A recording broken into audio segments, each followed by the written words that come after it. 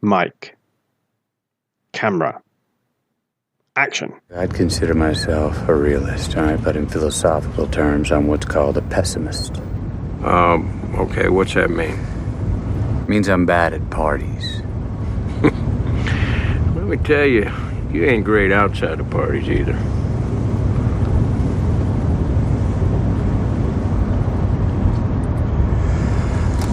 I think human consciousness was a tragic misstep in evolution.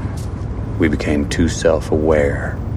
Nature created an aspect of nature separate from itself. We are creatures that should not exist by natural law.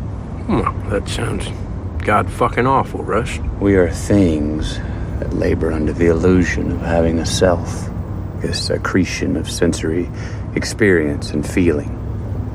Programmed with total assurance that we are each somebody, when in fact everybody's nobody. I wouldn't go around spouting that shit I was you. People around here don't think that way. I don't think that way. I think the honorable thing for our species to do is deny our programming. Stop reproducing. Walk hand in hand into extinction. One last midnight, brothers and sisters opting out of a raw deal. So, what's the point of getting out of bed in the morning? I tell myself I bear witness. The real answer is that it's obviously my programming. And I lack the constitution for suicide. My luck, I picked today to get to know you. 3 months, I don't hear a word from you, and... You asked. Yeah, and now I'm begging you to shut the fuck up.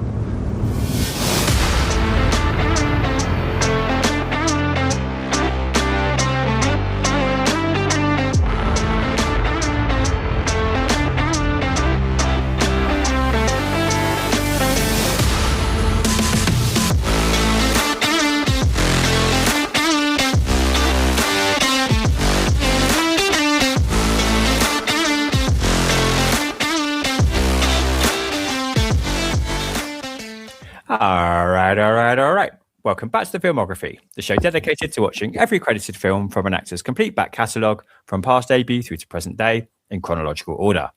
Each episode, I'm joined by an esteemed guest to watch and discuss the next entry from the Focus Filmography and consider how it ranks them as their career and whether we can trace any typecasting trends or topic traits or theatrical tics.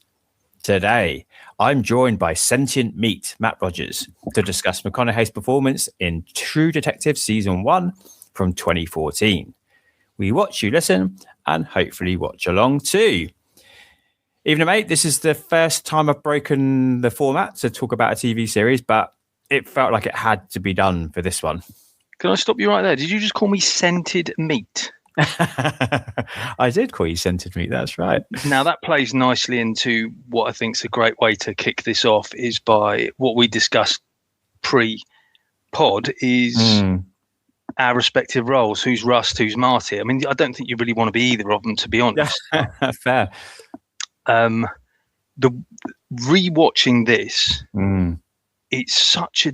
I don't know whether I didn't concentrate properly when I first watched it, but first time I watched it back in the day, I found it more entertaining. That this time it felt more like studious, and that I was learning something and I was paying much more attention to it. So I don't know, it's difficult because I feel like I'm hoping you're going to come at me like you're Rust with like all these case notes, and I'm going to be like Marty, and I'm going to be like dum like that. Whilst watching it, comparing it to another couple of great cinematic detectives, and that's Mills and Somerset from Seven, I felt like I could have done with when he goes and buys the abridged version of the Canterbury Tales, the Cliff Notes. I thought, is there True Detective Cliff Notes for all the references they're making this? Alas, there wasn't, and you sent me a load of WhatsApp articles that I was just like, oh god, I can't read these on a Sunday afternoon. So yeah, you're Rust. All right, fair. I mean, obviously, it's interesting, isn't it? Because obviously, life-wise, I suppose I'm much more the Marty in terms of what I've got going on family-wise, but not a certain element of Marty's life. I'm certainly not embarking upon that. I thought you were going to own up to be a massive misogynist then. I don't know how he's got the energy, to be honest, to keep sleeping with all these women. Although Much like you, I just want to come home and relax in the evenings. I've got the Marty elements in that I've got middle-aged paunch and my hair's gone. So yeah. There you go. Do you know what? We said we're going to jump all over the place, but let's go straight here. I love it I think it's episode 7. We're going to talk about 8 episodes today, like across the whole web of the show. And they're all about, it's a bit more TV format, isn't it? It's pre-streaming. So they're all about 48, 50 minutes long. It's a bit more like sticking to a specific time, isn't it? Yeah, I think it's episode 7 when they first meet up in 2012. And we'll talk about all the time jumps as we go. And they talk about like who's aged well. And I thought that was really interesting that Russ says to Marty, so this is McConaughey to Woody Harrelson for those that don't know, oh, time's been good to you. Like you've aged well. And I was looking at it thinking like, Woody's nearly bald and he's definitely got a dad bod. And then you're McConaughey. Okay, he's got a handlebar moustache and long hair, but he's got the McConaughey. He started to build himself back up after Dallas Buyers Club. You can see like he's still quite wiry, but the muscle mass is starting to go back on. Well, because you're right. Because when they first meet again, he is looking proper Dallas Buyers Club. But then about a couple of scenes later, when they're in his lockup, and he's all like Ethan Hunted in his all black outfit, I was like, hang on a minute, time's been pretty good to you. Yeah, your old flat circle. Oh, well, yeah, we've definitely got to talk about that. And you're right, I have gone really deep on my kind of research since. And the more I read, I think the more I'm falling in love with the show. And we did touch upon it briefly, and we'll talk about it as we go. Like how much is meant is really interesting. How much is coincidence or people are reading too much into. I think I fall on the side of I don't really mind which one's true of that, because I like these idea. This is a show full of kind of conspiracy theories and red herrings and rabbit holes. And so I like the idea that people are kind of almost spending too much of their time. And I'm now one of those people reading about the show and trying to read stuff into it. I mean, I've read one of the books which inspired Pizzolatto. Which book? I knew you'd ask, so I thought I'd better have that ready. So there's a book called The King in Yellow. Oh, so you read that? Is that the book of the short stories? Yeah, I did. Wow, yeah. You have gone proper Rust. I have, yeah. So it's supposedly that's one of the biggest inspirations on him. And it's like a supernatural horror. It's what's called weird fiction. And I don't think I've ever read any proper weird fiction before. No. A big influence on Lovecraft and like his Cthulhu mysteries and stuff. So yeah, I thought it's so referenced in this, like The King in Yellow, Hasta, Carcosa. But even like that is in this short story collection, like going into that, like Carcosa plays such a big part in this. Is it? It's a lost city, isn't it? It's a lost city with black stars. Am I right? Yeah. Like, is that a big deal in that book? Because I read that book is kind of the Yellow King. He pops up occasionally, doesn't he? Mm-hmm. And only in the first half of the book, in like a play within a play or something. Yeah, exactly. Yeah. If he's even in it at all, if he's not just something which is a bit of a mystery and a rumor, and it's like a cursed play. When people read it, they're driven mad, and we see a couple of examples of that in the first couple of short stories. But you don't ever obviously read the play; you read snippets. Yeah.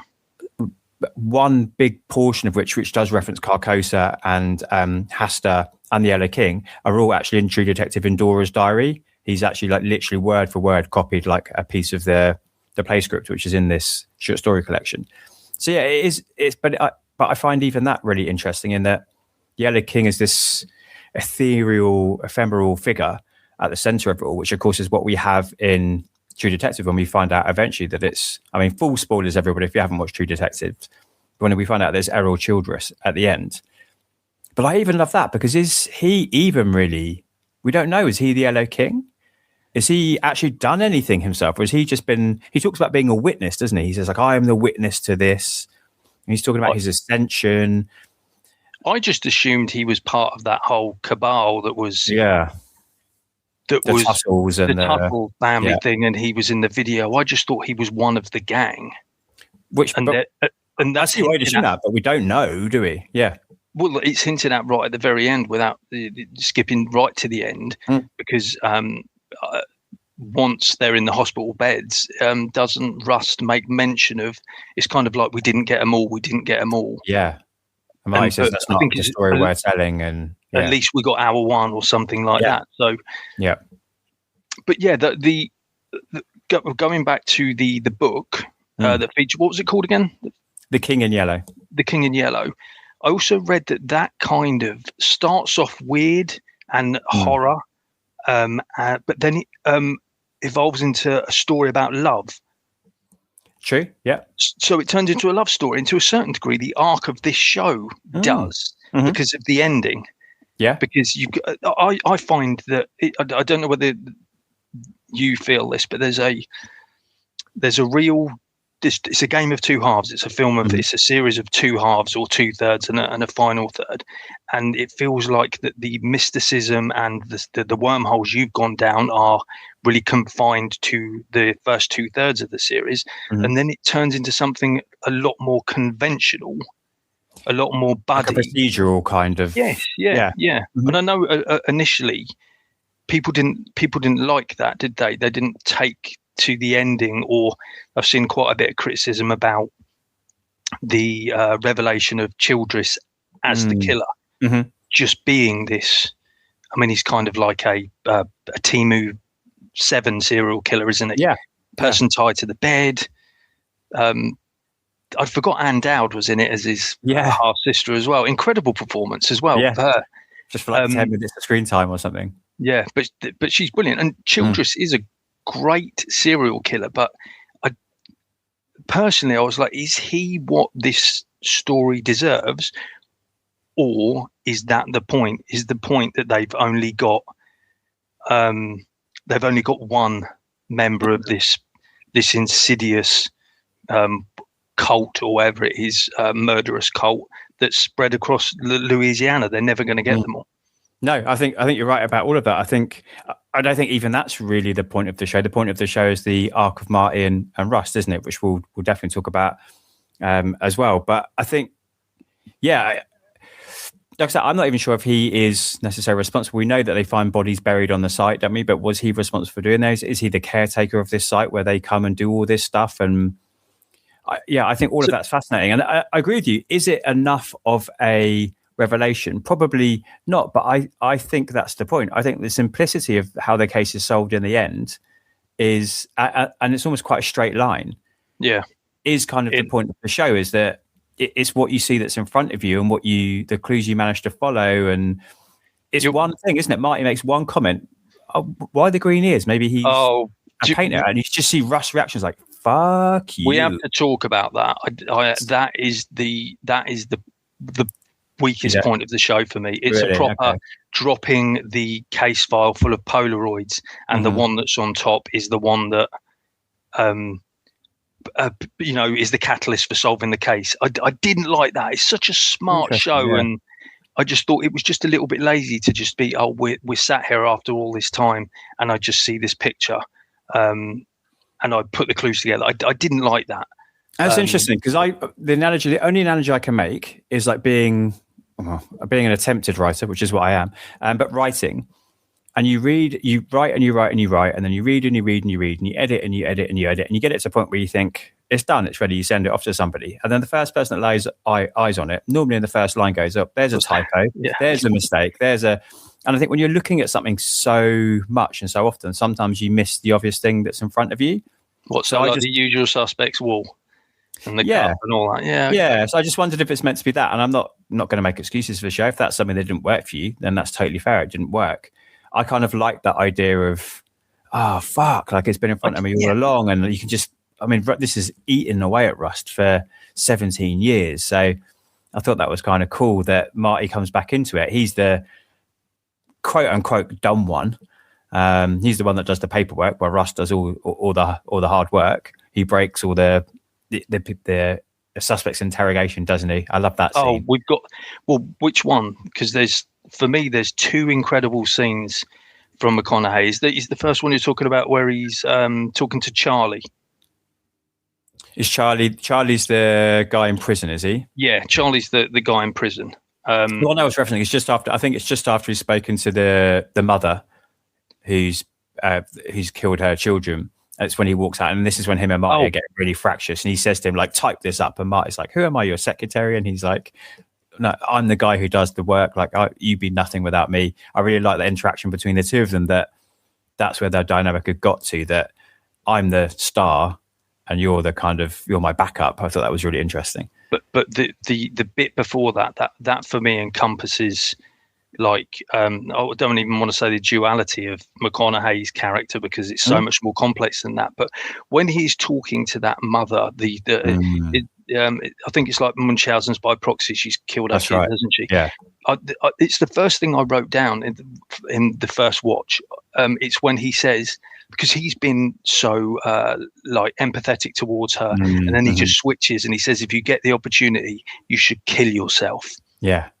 And just absolutely brutal. Oh, it's absolutely brutal. And I find with Rust is this character where I feel for him a little bit. He's where my allegiances go. Yeah, agree. Yeah, I think definitely. Yeah, but even that is problematic because he's got darkness inside of him. Yeah, I think you're right to use the word duality. I think that's really deliberate for both of them. You're right. It is more layered and there's more nuance, but I think there's a duality in that how they perceive themselves, but then what their actions are, especially. Like Russ is this guy who is an antinatalist. He doesn't believe that we should procreate. He calls himself, what is it he says? I love that opening monologue in the first episode when he talks about how like people would call me a realist, and I'm a realist, but people will call me a pessimist. And that's not the exact line. But he goes, I think the honourable thing for our species to do is deny our programming, stop reproducing, walk hand in hand into extinction. Oh, amazing. But even that line's brilliant. But even like, yeah, I kind of agree. I know, exactly. That whole monologue, I completely agree with. He's got a bit of a Thanos outlook on humanity. That's true. Yeah. So, no, he's such a brilliantly complex character. Yeah. Just quickly jump. And then he does the right thing. Like he chooses to do the right thing. He chooses to still be in societies. Like he does have a duality in that he rejects society, but he chooses to try and save people. And like, you're right, he can be the nice guy, but he's got that switch where he's like, but he's looking. I think he's looking for the humanity within himself, isn't he? And never more so obvious than the hole in his wall in his apartment, the mirror. Sorry. Yeah. And I've seen Nick Pizzolatto talk about that, and he says for the viewer that's whatever you want it to be. There's no real deep meaning behind it, but the way he's like looking in it at himself, it's like he's peering for something more inside of him. And I wonder whether that's the humanity he gets at the end. I don't know. Like he said, you can interpret it whatever way you want. It can just be a weird tic of a weird character. But yeah, fascinating. I did want to go quickly jump back and lighthearted. There has never been a better character name for Matthew McConaughey to say than Reggie Ledoux. That name was written for McConaughey to say all throughout. And I was like, please say his name, please. Reggie Ledoux. It's brilliant. There you go. Sorry. Even DeWall was pretty good as well, actually. He said like, wow, Reggie. Yeah, absolutely. I mean, it's interesting how because his character's from Alaska, isn't he? He's Alaska and he moves to Texas. Oh no, he's from Texas and he moves to Alaska. Yeah. Now he's in Louisiana. Like they sort of talk about it, but they don't worry too much about how that's going to affect his accent and the way he talks and stuff. The Alaska link is interesting because season 4 of I don't know whether you read this. I've not seen any of the other seasons yet. I'm going to watch them all now. Season 4 it's set in Alaska. Okay, so it links into season 1. I really liked it. Yeah, and Cole is mentioned. I can't remember whether it's his father, and there's a bit of an apparition. Because season 4 goes back into like more the supernatural type thing, and the spiral in this, that the spiral symbol is prominent in season 4. Cool. So it's all like very tenuously linked, but intentionally as well. But yeah, that kind of links with that. It's just very interesting when you do get there. Yeah. It's nice to see that those things kind of coming together. And is that still Pizzolatto, still showrunner? No, he produced the pilot, and then he had nothing to do with it. It was all showrun by the woman who directed. Is it called "Don't Be Afraid of Tigers"? The Mexican film. It's incredible. I'll get the correct title and send it to you. But it's an incredible like horror film. And season 4 is really good. Jodie Foster's great in it. Yeah. Okay. I'm going to go. Yeah, and watch them all through. Quickly jumping back to the serial killer as well, and thinking that maybe he didn't do it all. I was always struck by how that opening, the way Dora Lang, who is the first murder for listeners, she's found murdered, and it's all like staged, like beautifully gothic, all macabre, by a tree, which I've read Pezzolatto is symbolic of like the womb and fallopian tubes and all that stuff.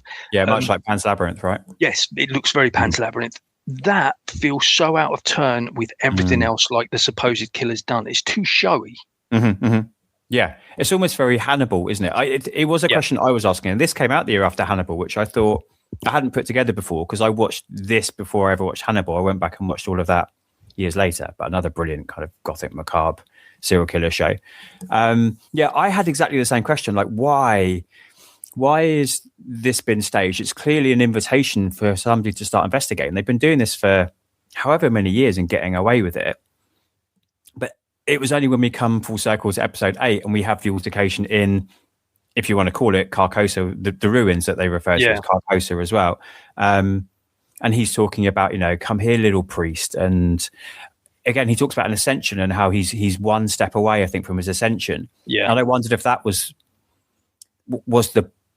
the ploy for this guy, was that he knew, like, he believed one more killing, but it needed to be under a challenge. It needed to be Rust, and I wondered if there's killed him. I wondered if there's a kind of thing for both of them. They both understand that this is their fate, is to meet each other in Carcosa and to face off. And I think Rust accepted he was probably going to die during this altercation, and Errol believed that he was going to kill him and then be able to then ascend up. So I wondered if it was his way to start this chain of events that he knew was always going to end here, because everything in Carcosa is very staged, isn't it? It's all like a labyrinth of things that he wants Rust to experience before they have the final face-off in front of the vortex, or if it is a vortex or if it isn't a vortex. Again, I love the idea that it could be a Rust hallucination, but it could actually be the vortex, because that's where Carcosa is, up this lost vortex for Errol to be able to pass through.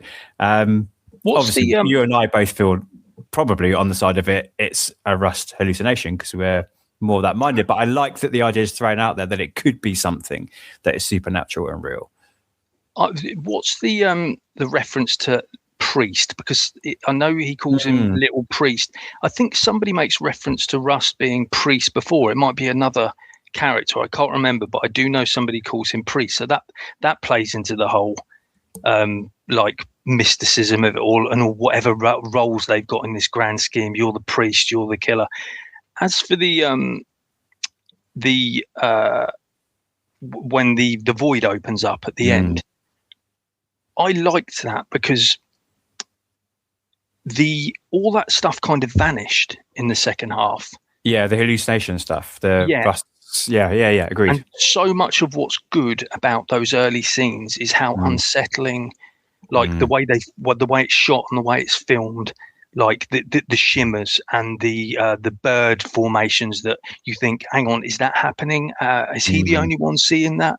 And they do this. It took me 3 times to notice it, but he spent time in a mental institute as well, didn't he? Yeah. So his daughter gets killed in a car accident, doesn't she? She's riding a trike and she gets killed. He then volunteers, doesn't he, to go deep undercover in the drug enforcement agency, and spends 4 years basically sticking every drug in his body whilst helping to bring down these gangs. And obviously in that time he separates from his wife. And then at the end of that, there's a big shootout, isn't there? And at that point, he's deemed that he needs some time away from the job, and he's sent into like a institute. Yeah. And then at that point, when he's past healthy again, is when he asks for a transfer to homicide, isn't it? And he gets sent to Louisiana. So when we meet him, he's only like 3 months out of this mental health institute, I think, is what we're supposed to understand. When we first meet him, okay. Marty says, in this first episode, he's like, I've been with you in this car for 3 months now, and I've got nothing out of you. Today's the day you choose to talk to me, which is brilliant. I love the banter between those two. So I think that's my timeline that I've got in my head, that he's only been back out in the world for a few months. But I just like the way that informs the way it's filmed, and kind of dropping that kind of leads into how conventional, even though I love like the final 3 episodes, how conventional the ending feels, but then you get that little glimmer at the end with the void. And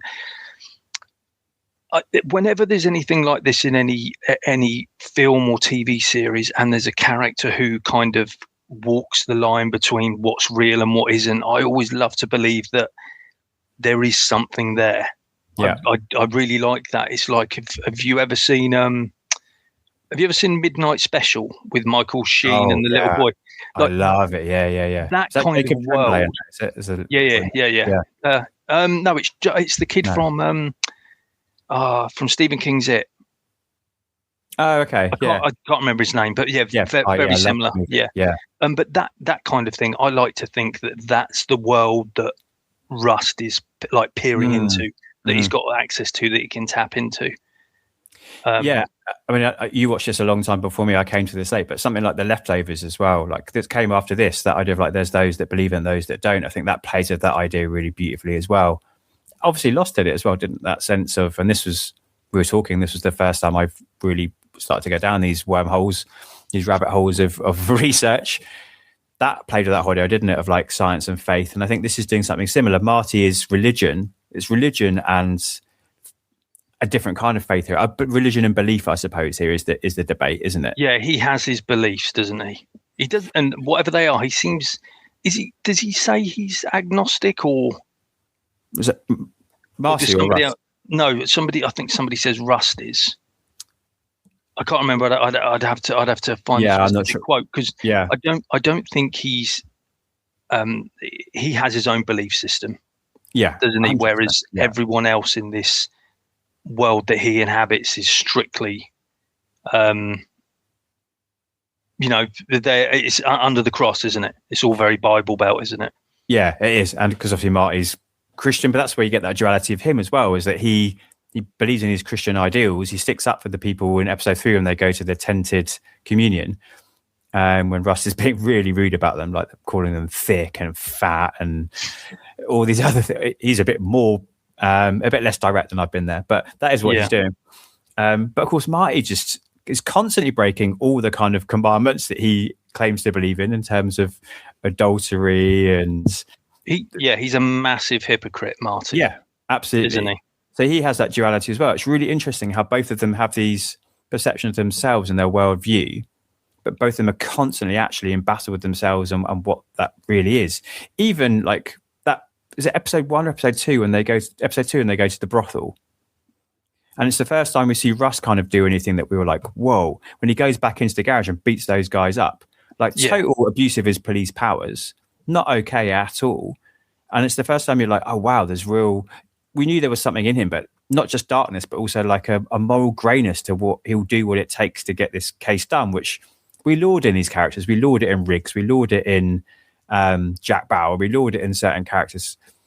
But here, because of the way that I think Russ has been established up until this point, it's quite a shocking scene.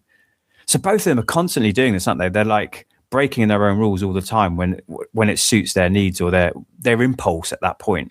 I think Russ more self-aware of what he is, though. He kind of accepts it, doesn't it? Whereas I think Marty, it's more of a challenge for him, or maybe not a challenge. Maybe he's better. He just hides it, doesn't he? He's two separate people, where Rust is just one messed up amalgamation of the two. I think where Marty just does what he does on this side of his life, and then does what he does on the other side of his life, where beneficially towards the case and stuff, Russ just allows the two to become one, I think. Yeah, that's fascinating. I hadn't thought of it that way, because Marty also kind of lies to himself, doesn't he, really, in the way that he, like, I think when you see him in 2012 giving the interviews, the way that he talks about himself moralistically, about like, when I was doing the case and I was just doing the best thing, and it's hard to keep myself as a family man whilst I was doing all these difficult cases, and all the time you see him like adultery here, adultery there, beating this guy up here, and absolutely, like he sort of lies to himself as much as he does anybody else, I think. Well, his violence as well is like a personal indulgence, because like Rust is doing it for the benefit of the case, isn't he? Yeah. Whereas Marty does it to like exact revenge on those kids that have been caught having sex with his daughter in the car. And then also when he drives by, is her name Alexandra Daddario, the actress? Yeah, I think. And Lisa she's got a new boyfriend, and he just goes to town on him, and it's such a dick move, but that's what he is. He's not a nice guy. It's interesting towards the end about how redemptive you find these two. I don't like the evolution of Rust has been that he sees the light. His pessimistic outlook is kind of, there's a little bit of light. There's that wonderful quote at the end, but we will get there. Whereas I'm not sure I'm not sure Marty has changed that much. It's just that what's around him has changed, so he can no longer be what he was. So like one of the final things you see of his life is him sat there eating the TV dinner. So he can no longer go out and like have affairs, beat up younger people. It's like all the things we love to do in the prime of our life. He is still what he was. Like going back to the whole circle thing, like how much of their characters really developed, because we don't see Rust's origin. So we don't know what light there was before he went dark, before the incident happened with his daughter. So maybe he's just coming back full circle to what he was before. And Marty probably isn't full circle. He's probably just a straight line. But it's interesting. I really love that moment. It's a beautiful moment between the two. So well acted, so well scripted, so well like captured by Fukunaga. But I always thought of it as them kind of crossing over. That Marty becomes darker in his outlook because of that conversation about like the blackness of the night, and then the quote, as you said, about you're looking at it wrong and the light's winning. Yeah, I always thought that, but I like what you said there about the fact that Marty's a bit more of a straight line, that he just kind of never really sees the capacity for change, does he? But that's kind of a sin in itself, isn't it? I mean, I don't believe in sins in that way, but I mean that's a character fault of him, isn't it? In that way that he won't facilitate the change, whereas Rust, for all his faults, is willing to see and accept what's been shown to him and interpret it and try and evolve. That's really interesting. Yeah. Cool. Well, I mean, they're stopped, didn't it? We're both just being philosophically thinking. Their characters. It might be worth like charting them a little bit, because my initial favourite scene in the entire thing is the dinner party. The early on one when the early one when he turns up drunk. Yeah. Maggie's. We need to talk about Maggie as well, and we also need to talk about the accusations of like misogyny that's like leveled at the show. Let's go with them. I think we've touched on the characters a bit. What do you think of Maggie as a character? Because here's where I stand with her. I love Michelle Monaghan. Yeah. I think that bar one moment she is in there she's just like a mouthpiece for them two. I think I don't feel like she has, and that's a bit of a criticism of the entire show.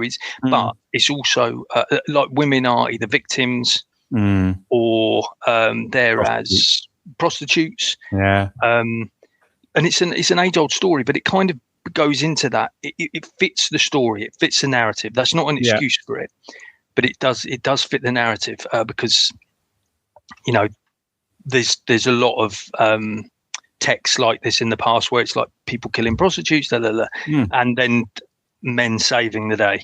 Yeah. But Maggie's character, she does get her one moment, I think, and that is when she has sex with Rust. Yeah. What did you think of that moment? It's horrible weird. To watch. Yeah, it's horrible. Yeah. But I couldn't work out whether they were playing it like this is a moment for her. She's taking control. She is using him to, despite the fact she clearly likes him, like as a person, she's always like vouching for him. Even when she's talking to the two detectives that frame this entire series, she's always like a mouthpiece for the good side of Rust. Yeah. So the fact she does that, I don't know whether that's like them empowering her or they're doing it to make it look like Rust has been taken advantage of, because it feels like it focuses on how angry and pissed off he is rather than what it means to her. Maybe I misread that, but I mean, two white guys discussing female empowerment, right? We'll do our best. I think it's both. Isn't it? Interesting. I've never I'll come full circle. I won't go flat circle here. I'll come full circle. I've never found it problematic. And then I read something in as part of my deep dive that helped me to, I think, understand why. I think, as you said, it's kind of tropey in its depiction. But I think it's interesting. It's very deliberate that Marty has 2 daughters, right? And I think I always saw Maggie as a character who just stood for that kind of classic, traditional, conservative wife, I suppose. And that meant that she had to serve that role. But maybe it's because what I bring, same as you, I love the actress.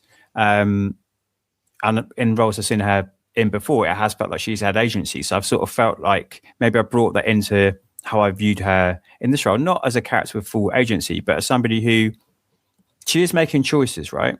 Definitely. She makes choice to get back with him in order to secure the family unit and to keep a father for her daughters for ill or worse. Sorry, go on. What were you going to say? I was going to say even the dynamics of the dinner table conversation where she is against what you can clearly see that Marty wants to get rid of Rust. Yeah. She's engaging with him and asking him questions, something that the kind of questions that Marty probably wouldn't. So I do think there is more to her rather than us, the fact we like the actress. Yeah. I do think it's an interesting character. I just felt was she wasted? Because even then when she's brought in the later episodes to be interviewed by the 2 detectives, she's once again just there to talk about how good Rust is and how she doesn't think that he could be accused of whatever it is you think he's been investigated for. And then to a certain degree as well, she's also saying that Marty's okay. Yeah. I mean, she helps to protect their secrets, doesn't she? Because she is in on the secrets of what's going on between them, and who knows how much she actually knows from what either of them have told her about the other things they're not willing to tell the detectives, such as I'm sure we will talk about when Russ goes undercover in episode 4. Yeah, it's fascinating, isn't it? I think that to come back to that scene when she seduces Rust, it's really difficult to watch. But I think I find it difficult to watch because I understand her motivation, and it's cruel what she's doing to him. I'd forgotten her motivation, but why she does it is understandable. Yeah, definitely.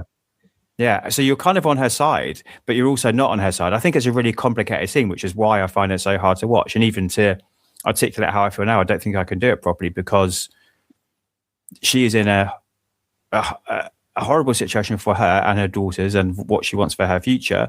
And she has no way out. Who knows what this man might do? We've seen him be possessive and violent towards her earlier. Very kind of classic toxic masculinity, isn't he, Marty, in those moments? So yeah, you kind of understand, you empathize, but also what she's doing is very, very cruel towards Rust as well, knowing the impact it's going to have on their dynamic and their, I guess, friendship. By this point, they've been partners for 7 years. Well, that causes it, doesn't it? That's where because we've spent, 5 episodes wondering why these two don't talk to each other anymore. And then that is doesn't it? Yeah, that is it. Which is going back to one of this when you're talking about the Yellow King and Corcosa and all the elements that are beneath the surface and beneath that surface of what might not be with this show. Like how meticulously it's made is brilliant, because that bit I love that when they have the fight in the car park after he's found out that Rust has slept with his wife. They have that scrap and the tail light is broken. And then flash forward to when they meet up in the present, and he stops him and he asks the question we talked about earlier, and then he drives off and his tail light is still broken. And I just thought that was a lovely little thing, that like nothing's changed. Like, since that moment, he's still driving that bloody truck with the tail light. It's like these guys are just stuck in time for whatever reason. Yeah, really, it's lovely on levels, isn't it? Because there's continuity, but it's symbolic as well. And yeah, it's brilliant. I was going to say, just to finish off the idea of sort of Maggie, and what I read was this idea of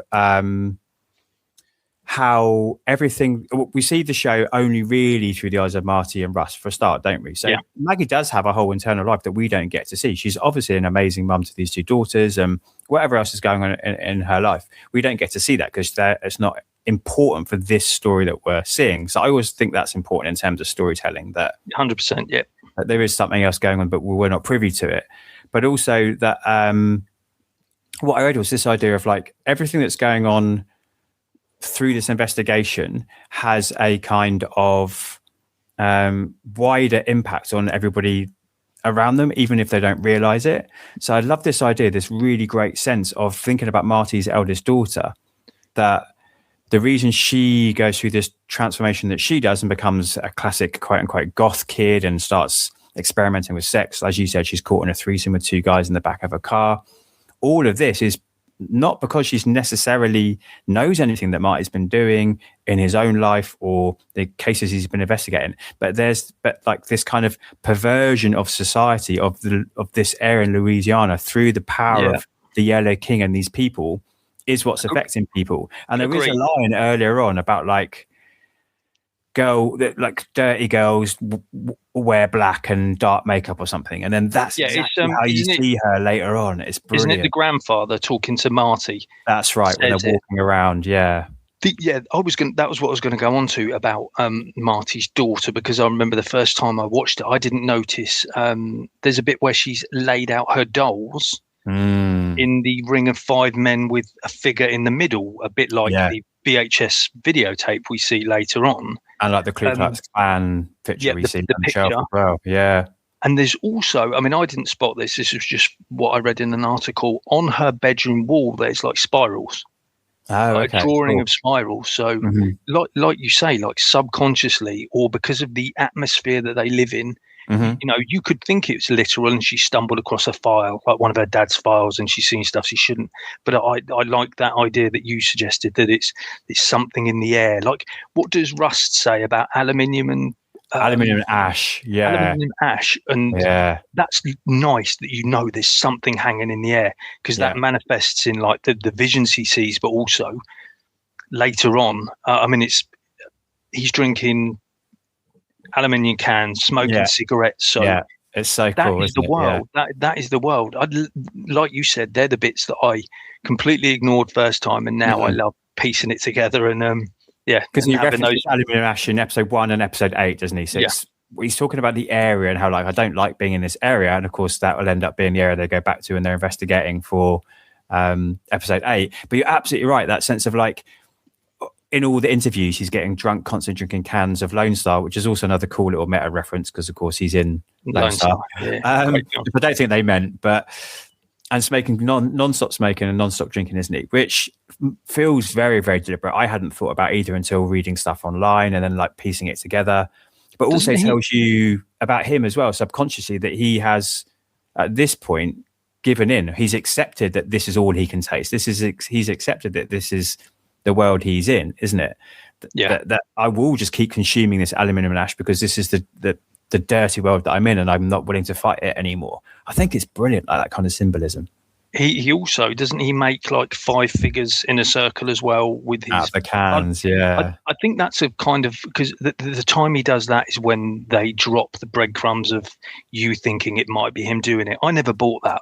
No, me neither. In any watch, I've never bought into the fact that he'd be something to do with it. There's no way. I don't think that works. It didn't for me, but and it's interesting whether they want. I'm not sure whether they even want you. I don't think they want you as a viewer to buy it, but I think they want you as a viewer to understand why other people in the world buy it. Because coming back to that conversation, episode 1, it was only literally tonight when I was rewatching that, because I fucking love that conversation. It just makes me laugh every time when Marty says to him after the whole thing about let's stop procreating, essentially. Really bad paraphrasing. And then Marty says to him, like, I wish I hadn't asked you to start talking. Like, don't talk like this at dinner tonight. And I just love Russ looks at him and he's like, of course not. I'm not a fucking maniac, Marty. Yeah. And again, I think like that's a funny line in the moment, but also I think is a really deliberate line. Like, I'm not a maniac, Marty. He's telling us in episode 1, it's never me. It's never going to be me. You know that as an audience, but people are going to suspect me because of my otherworldly nature. So I even feel like little lines like that on a first watch are like, yeah, great, that's funny. Even now, like this is the only second watch I've ever done, but then going back and watching certain scenes, I was like, really smart writing. That's the breadcrumb, which is course you never suspect him because he's telling us outright in this scene, it's not me. But he can't help but be affected by what he's living through. Yeah, it is brilliant. Right, there's so many of those throughout the show, isn't it? I mean, the obvious one is just before you launch into what you're going to say next. I wasn't going to launch. You go for it. Well, in episode 3, when he meets Errol Childress, isn't it? When he meets him when he's cutting the lawn. Yes. Which again is so. I can't even think back to the first time whether it's. I guess it's obvious enough. You're like, he seems a bit sus. Going back to me being Marty the Dum Dum. Second time I watched it, guy on a lawnmower. I didn't. Oh, really? Honestly, yeah, I didn't. Only because I think once you've watched enough and read enough of these things, you're like, well, it has to be somebody you've met at some point that isn't a main player. But I think, again, they're very clever in how they choose to depict him, aren't they? Like, he's shown kind of in shadow, so you can't see any of the scars on his face. He's got a bit of a beard at this point. All of that's very deliberately done. And again, it's something I've read. It's not something I've come with, so I'm not laying claim to this. But one of the things that I sent to you was somebody really breaking down this scene. And as Russ is walking towards him across the lawn, it's an abandoned church. Did you see that about the sign? Yeah, there's the sign of somebody wearing a yellow crown. There's that. There's a few of those all around Rust, actually. The sign for the church where you put together the letters and it, it says yellow. No, what does it say? It says. It might even say Yellow King or something, or like King here, or Notice King is what it says. Yeah. Notice King. You're just like, fuck, that has to be deliberate because the lettering has been altered for it to be noticeable. Of course, noticeable for like somebody that wants to read it on that level and take something from it, and that is brilliant. But it doesn't really mean anything. No, like in the grand to what we're watching, it doesn't really mean anything. It's just really good that you can see like.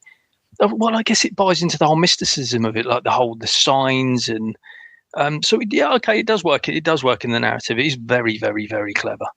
Yeah, I think it was when it was at its peak, you and I loved about Lost, which was the care and attention they put to everything. Everything was deliberate and everything felt meaningful. And even if it was there to be a red herring or to send you off down a rabbit hole and to learn about something, that was great. I loved that about it. That. For a while before, the show just like suddenly we'd have to rush to an end, really felt like it wanted to engage with you. It wanted to be on this meta-textual level where like, we know you're going to look into these things. We know you're going to read about this. We know you're going to go and read the Yellow King and you're going to read all about Egyptian mythology and Lost and all these things. So it was throwing those out there for you to go and experience. I think that's a really, it's an intellectual process for the creators of a show and for you as an audience to have to join in that. What it enriches for you as a viewer, just with what you learn, it makes like what you're seeing on this show, it goes beyond the boundaries of the screen. It makes it so much more than just this story. Like them doing that and you reading more, there's a world beyond the four corners of the screen. And I think that's brilliant. If you can take the time to like infuse your story with that, then that is next level storytelling. I don't know how much that goes on now. No, I don't think it does really, does it? And I wonder how much of that is. I mean, this show, for better or worse, every episode written by Pizzolatto, every episode directed by Fukunaga. It's a really interesting show to look at in terms of kind of auteur theory versus that kind of collaboration. And is this quote unquote so good, if that's what people think, is what I think that's really clear. Is this so good because they had that complete creative control, or does the other model, which we've seen works really well in other shows at times, where voices add depth, they add understanding? Perhaps we would have had a better female character in this if we'd had a female voice in a writer's room. It's an interesting debate, and I'm not sure this is the definitive answer, but their control over this feels like it made a big difference in terms of this particular story they wanted to tell. Definitely. I remember when it first came out, I remember messaging someone saying this is the closest thing to a movie on the small screen we've ever seen to this point. And that is because it feels like you said, auteurs doing their thing with like one collaborative voice. I do think having different voices tell the same story can be harmful, no matter how good both of these voices are, just to draw parallels with like the recent 28 Years Later films. I don't know whether you've seen any of them. Not yet, no. Right, so 28 Years Later, Danny Boyle, my favourite film of last year. Absolutely love it. New one, Bone Temple, different director, completely different, completely brilliant, completely bonkers. But because they're so different, it's turned people off either way. So to have that like singular voice all the way through, because I wouldn't want it to be like the first 2 episodes directed by one person, which is how it usually goes, and then the next one's an action one, and the next one's more light-hearted, and then so on and so forth. So yeah, I think it adds so much just having them take it from start to finish. Definitely. Yeah, and it's in every kind of scene, it's in every pore. And this is where I feel like, you know, we've touched on quite a lot of it already, but everything feels intentional.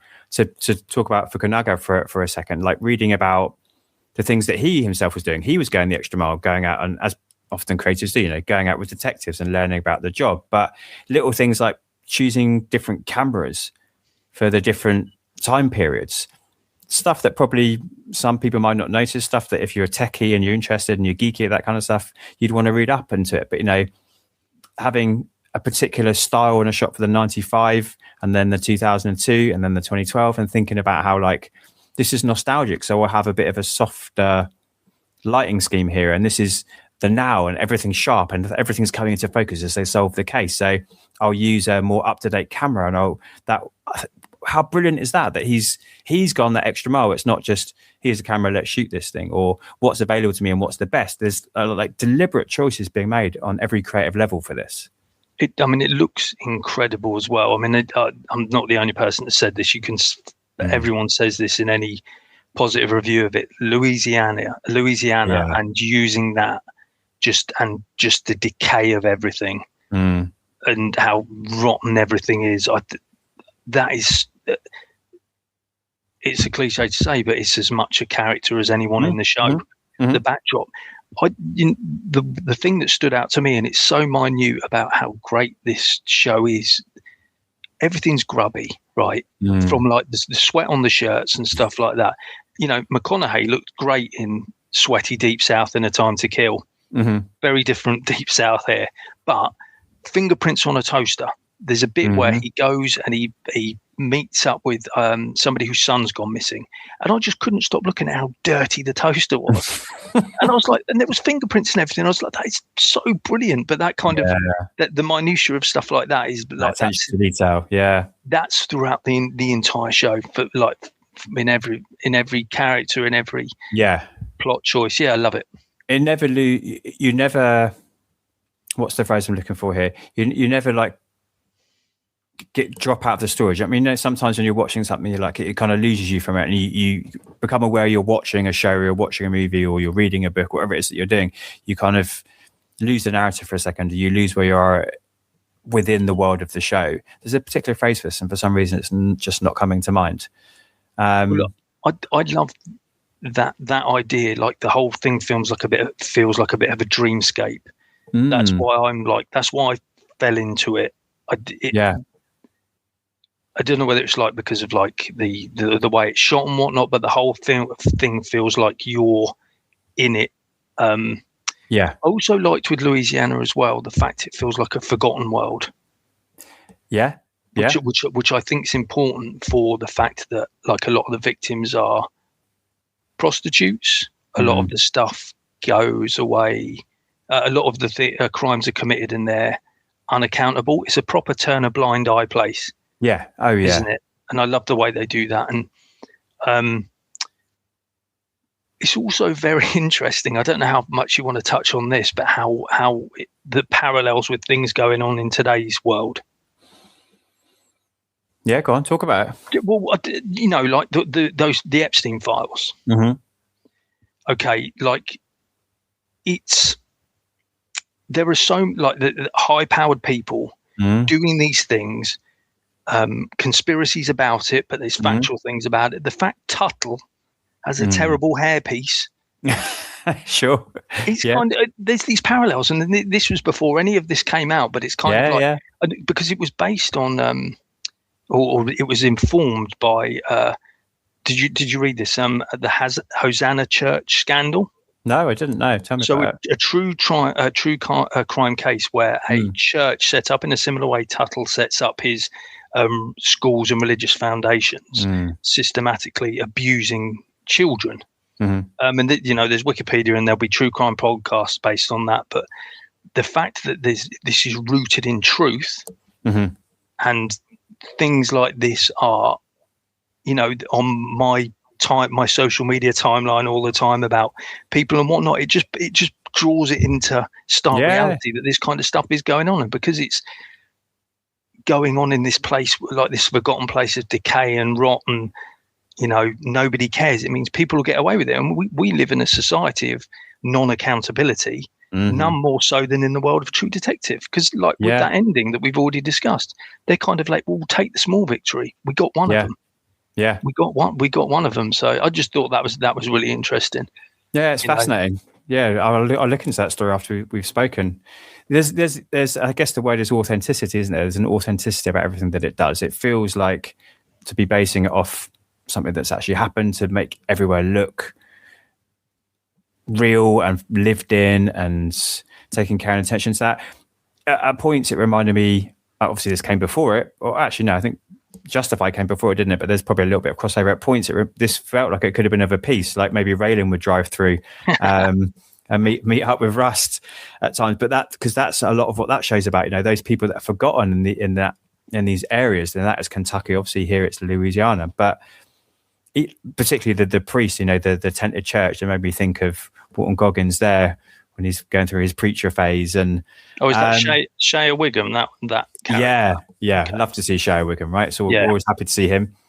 So I agree with you that I think, I'm fascinated to read about that. But that sense of feeling like this is a real place, this could be happening, when this is really happening, as it turns out, at all levels, unfortunately. Yeah, and it plays into the whole the hopelessness of it all, because coming back to the Yellow King stuff, that is all about a world of that's like a world of horror, isn't it? A world of oppression, a world of depression and just misery and stuff like that. Also, like you said, madness, dream. Some words you've just used: dreamscape. This sense of being lost in a labyrinth of something out of your control. Yeah, absolutely. And usually something that ends, because I'm not so familiar with that text, but then when it referenced Lovecraft, which I'm also not massively schooled in, but I've seen a couple of things. There was that recent thing with Nick Cage, which was a Lovecraft thing, and it was like a cosmic. Yeah. And those narratives usually end with like an unavoidable horror befalling the person that can't escape this world, this cosmic horror. Yeah.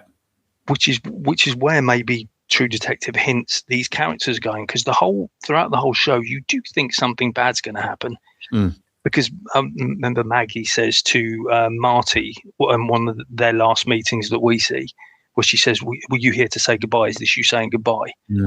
So they do set up this thing where they are going, that one of them might die, and that feeds into the whole Lovecraftian thing. And I was kind of like, oh, okay, I'm a bit surprised they didn't carry that through, but then that's also aligns with the Yellow King. It's so complicated, that aligns with that Yellow King thing of it being like a happier ending towards the end. So yeah, that book is fascinating, and I think most people, as you mentioned, are quite critical of the last 4 stories, which are somewhat interlinked themselves. There's a couple of characters that cross over between them, but are all these kind of little individual vignettes of people falling in love and it working out or it not. I found them equally as compelling, to be perfectly honest, maybe because they felt more like the kind of stories I'm used to reading than kind of weird fiction and supernatural horror, which really just have kind of left field turns out of nowhere, of like really crazy things happening.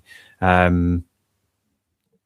I mean, we'll never know really, I suppose, unless Pizzolatto himself says about how big of an influence it was. But other than like certain things being mentioned, there are things like a diadem crown in the story, which the character himself sees as this beautiful, big, ornate crown. But then when his brother comes in, he says, well, you're just wearing a bunch of twigs on your head. And I was like, oh, fucking hell. Okay. But I like that, though, because that's kind of the point, isn't it? That it's like you can read it as this, like this macabre, like beautifully terrifying piece of imagery, and then somebody else just going, "Oh, you're wearing a bunch of sticks on your head." I kind of like that. I kind of like that. Yeah, and again, just even those small moments felt like they were.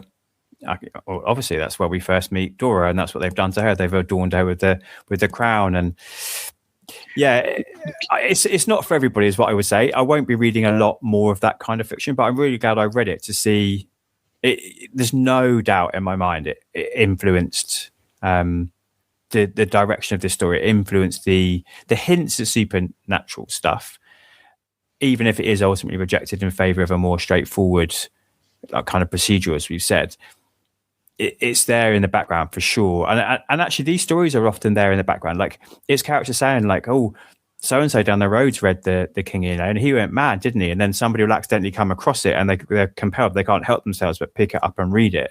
And if you read the first act, it's fine, but if you start reading Act 2, then you're suddenly sent mad. So that there's this compulsion. If people end up with a copy near them, they can't help themselves.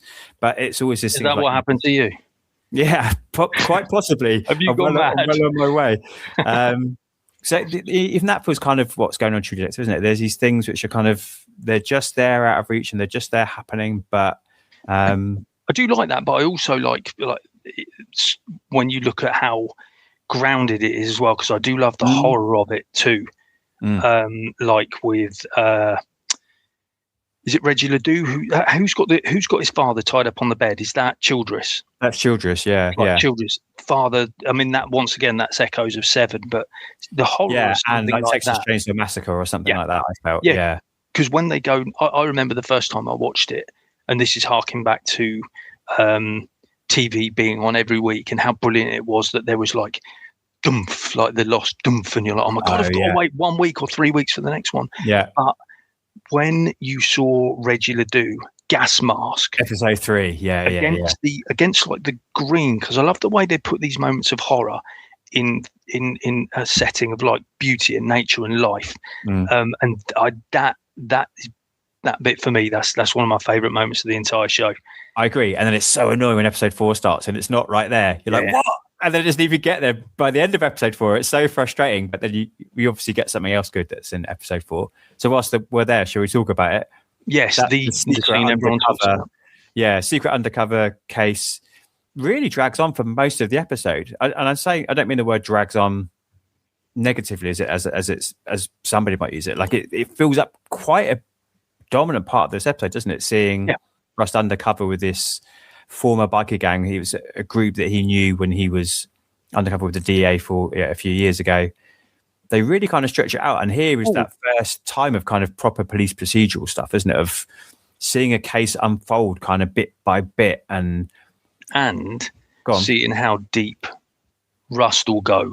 Yeah, because he has that, like, it reminded me of Commando. You know, the opening credits of Commando where he's all like putting on the gloves and he's doing the fake needle marks, and his equivalent is like doing the needle marks and putting on his leather jacket, and just like it was like he'd prepared for this moment for a long time. This was like his hero moment. I love the build up to that. I'd almost forgotten about it, because the first time you watch the tracking shot, because you've not seen anything like that on TV,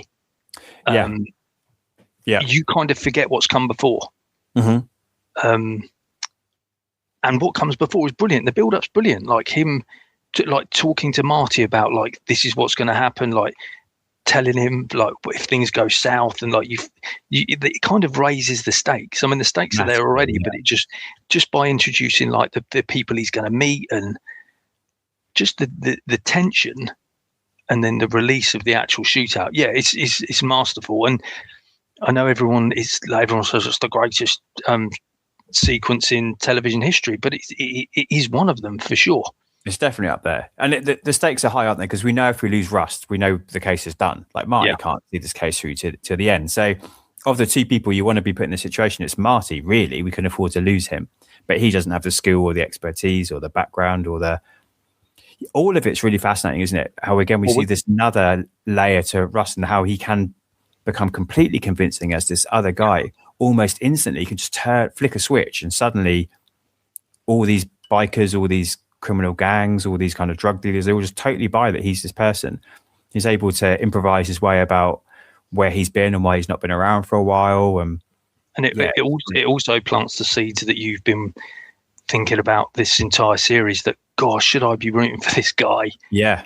What has he done while he's been with them? But it also, once again, like the reason for the podcast discussing McConaughey, like the chameleonic, if that's even a word, performance throughout this whole thing, like how he flips to that character. It's incredible. I think it's such a good I don't know, such a good performance, like how he I've seen that like 2 or 3 times, that bit, the build up and the execution of the scene, and every time I'm just like, I'm in there, I'm sat around that fire with those chairs and the rednecks, and you're like, it's terrifying. It's so well written. Yeah. I mean, is it? Do you think this is the high point of the series? Do you think this episode and this moment is the high point? I mean, it's technically it's so impressive. Like, it's a 6-minute take, isn't it?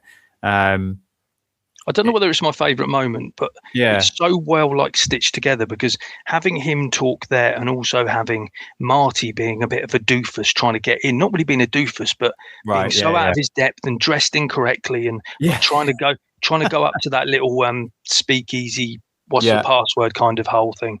Just having him there, like, because he's, you're worried about his safety.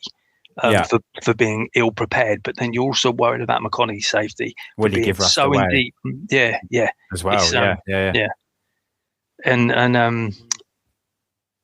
then you forget, because I was so engrossed in that, I forgot that the blooming shootout was coming, and then when that happens, wow.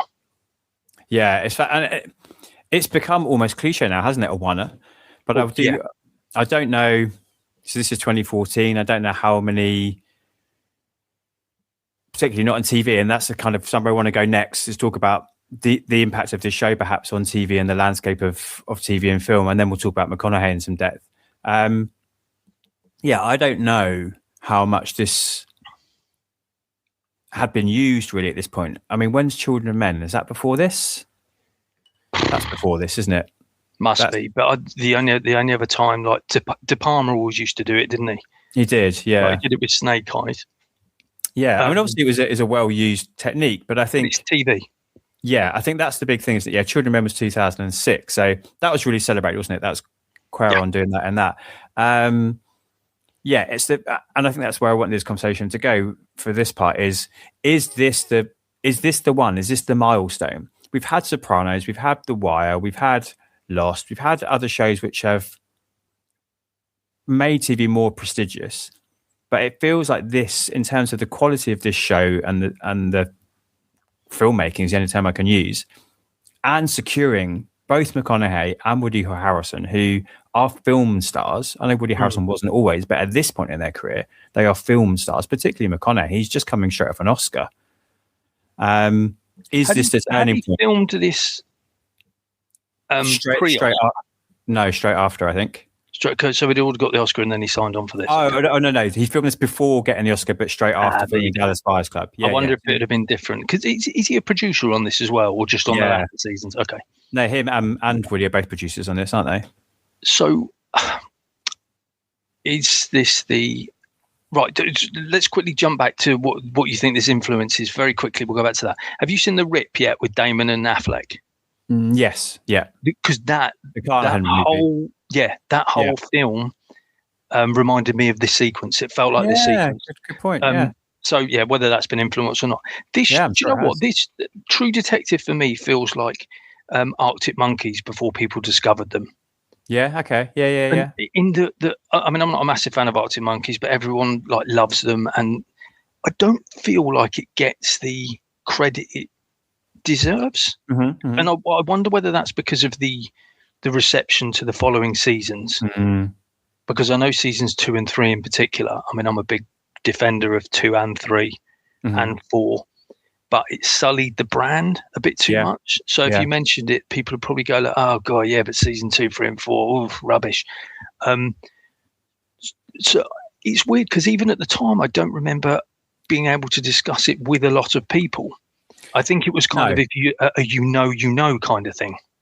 And I think that's fair to say, but I just wonder if we look back, and I haven't done this, I probably should have done it before tonight, but I thought we could talk about it, and then maybe it'll be my next bit of research to do.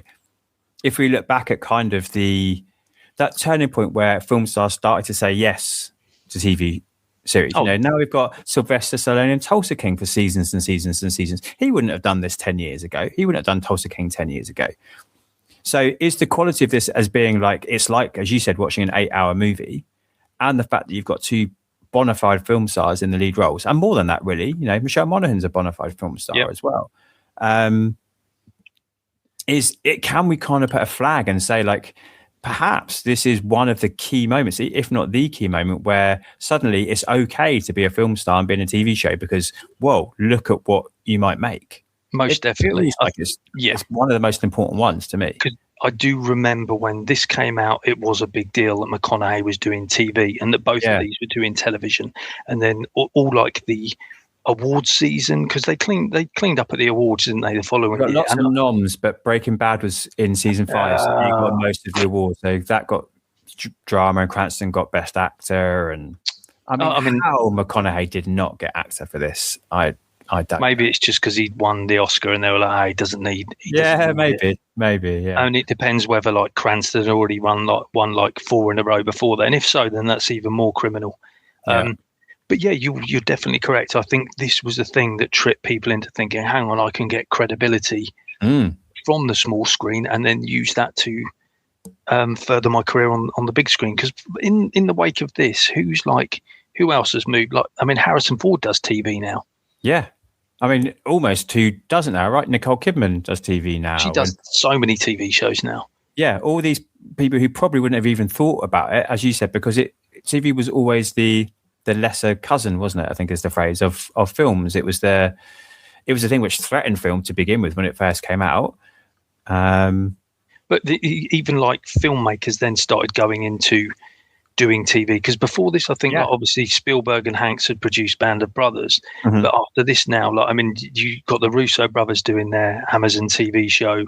Is Scorsese doing TV? I know he's just starring in like the studio and stuff, but that's right. Yeah, you've got guest directors doing episodes of TV shows. So it definitely changed the landscape, and now we take it for granted when you see like Nicole Kidman popping up in an Amazon show that I'm never going to watch. Julia Roberts doing that Amazon TV show with Stephen James. Did you see that one? Homecoming, I think it was called. Terrific. But once again, there's so many people doing these shows. You're kind of like, she's just doing another one. So and I think that's what it is. But I think it, as you said, it's McConaughey at this point, right? Coming hot off an Oscar. Fine, he got the Oscar after deciding to be in this and starring in it and stuff. But still, in terms of where the timeline falls, in terms of where my episodes are, the last thing I spoke about, well, it was Dallas Buyers Club, then Wolf of Wall Street, and then this. So, but I think he actually filmed Wolf of Wall Street before Dallas Buyers Club. It's just in the release schedule, they came out the other way around. So, yeah, it feels like a pretty momentous moment where, like, you can imagine them seeing him win the Oscar, thinking like, oh, okay, great. So we had Matthew McConaughey, and he's a big draw anyway. But now we've got Oscar-winning, Academy Award-winning Matthew McConaughey as our main actor. It's a really big draw. And I feel like I'm always going to talk it up because it's McConaughey and he's my current passion because that's who I'm looking at the moment. But yeah, it feels like a seminal moment really for transference between those two mediums. Well, look at the following seasons of True Detective. Season 2, you then had Vince Vaughn, Rachel Bloom McAdams, Colin Farrell. Yeah. Who else was in it? I can't remember. Season 3, you've got Mahershala Ali and Stephen Dorff. And then season 4, you've got Jodie Foster, and she's incredible in it. So just follow the lineage of this TV show, and it kind of tells its own story about how it's commonplace now for big stars to be in prestige TV shows. And it is. I'm glad I rewatched it for this podcast because it's not the sort of thing I think I'd revisit. I mean, I've got the Blu-ray here. I've still got it. I cherish it that much. But how often am I going to go? Oh, it's Friday night. Let's put on old. It's true. Let's put on old Dumb and Dumber in the car. But I'm glad I did. And now, like fed by what you said about it and like doing your research and even going down the wormholes that you sent me with those articles, it's made me think I'll probably put this on again within the next couple of years. Maybe not watch Arrested Development for 1 year and put this on instead. But yeah, Nothing I think over and over either. I think it has informed so much that's come after it, but it's kind of been forgotten about. Yeah, I mean, something like Fargo, like we wouldn't have Fargo, would we, if it wasn't for True Detective? And all those people that turn up every season in Fargo, who are all like McGregor, I'll go and be in Fargo now. And that just wouldn't be happening, I don't think, without this show. But we don't have anything like that, though, do we? There are no like meditative, because for want of, this is kind of film noir. It's noir, isn't it? Really? Yeah, it's noir. It's, as we've said a couple of times, procedural. It's supernatural. Yeah, it's really. Where do you place it? I think. I did write down what I thought all the genres were. I put down Southern Gothic, neo noir, folk horror, cosmic horror, procedural, police procedural. It's sort of all of those mixed together at certain points. Yeah, like but the main like the main wrapping is like detectives, isn't it? Definitely. We don't get anything that's come close to this in the intervening years, I don't think. Yeah, I think I wish I could remember who it was. I heard somebody on a podcast I read about somebody talking about the dumbing down of media and it being, not just being a conspiracy, but it is true. This idea of how with the rise of streaming and how everything now is like, if you don't capture somebody within like a couple of minutes, they're off. They're going to go and find something else. So now everything needs to be exposition, tell, repetition, because if they've missed a bit, they have to go back and tell it. So, well, referring back to The Rip, I think Matt Damon said, even in his interviews promoting that film, he said, the thing I've had to come to terms with in streaming is you have to repeat the plot every 15 minutes. Right. Netflix asks you to do that every 15 minutes. Otherwise, people are going to turn off. Yeah, it's mad, isn't it? Like, so you wouldn't get True Detective now because this requires staying power. It requires total engagement. To some extent, it does require intellect and research if you want to really fully engage with everything that it's trying to ask you to engage with. I guess the majority of people that are make-up TV watchers don't want to do that. Not now, but I think you can still watch. I think you can watch this on many levels. I think it operates on many levels. I think it does just operate as a serial killer show to a certain degree, and then it operates with like in the psychosphere. Yeah, where your head seems to have been. So yeah, I think it operates on both. But yeah, it'd be interesting if I sat down with someone who watched casual TV and see if they would make it through the first couple of episodes. It's a lot of people sitting in a car talking, right? It's a lot of talking nonsense. Well, yeah, for a lot of it. Well, or unless you make sense. Well, if you got your head up your own psychosphere, then yeah, it's true. Speaking of the man that monologues from up his own psychosphere, let's talk about McConaughey. Yeah, as you said, executive producer. He did get an Emmy nomination, but he lost to Bryan Cranston, as we said.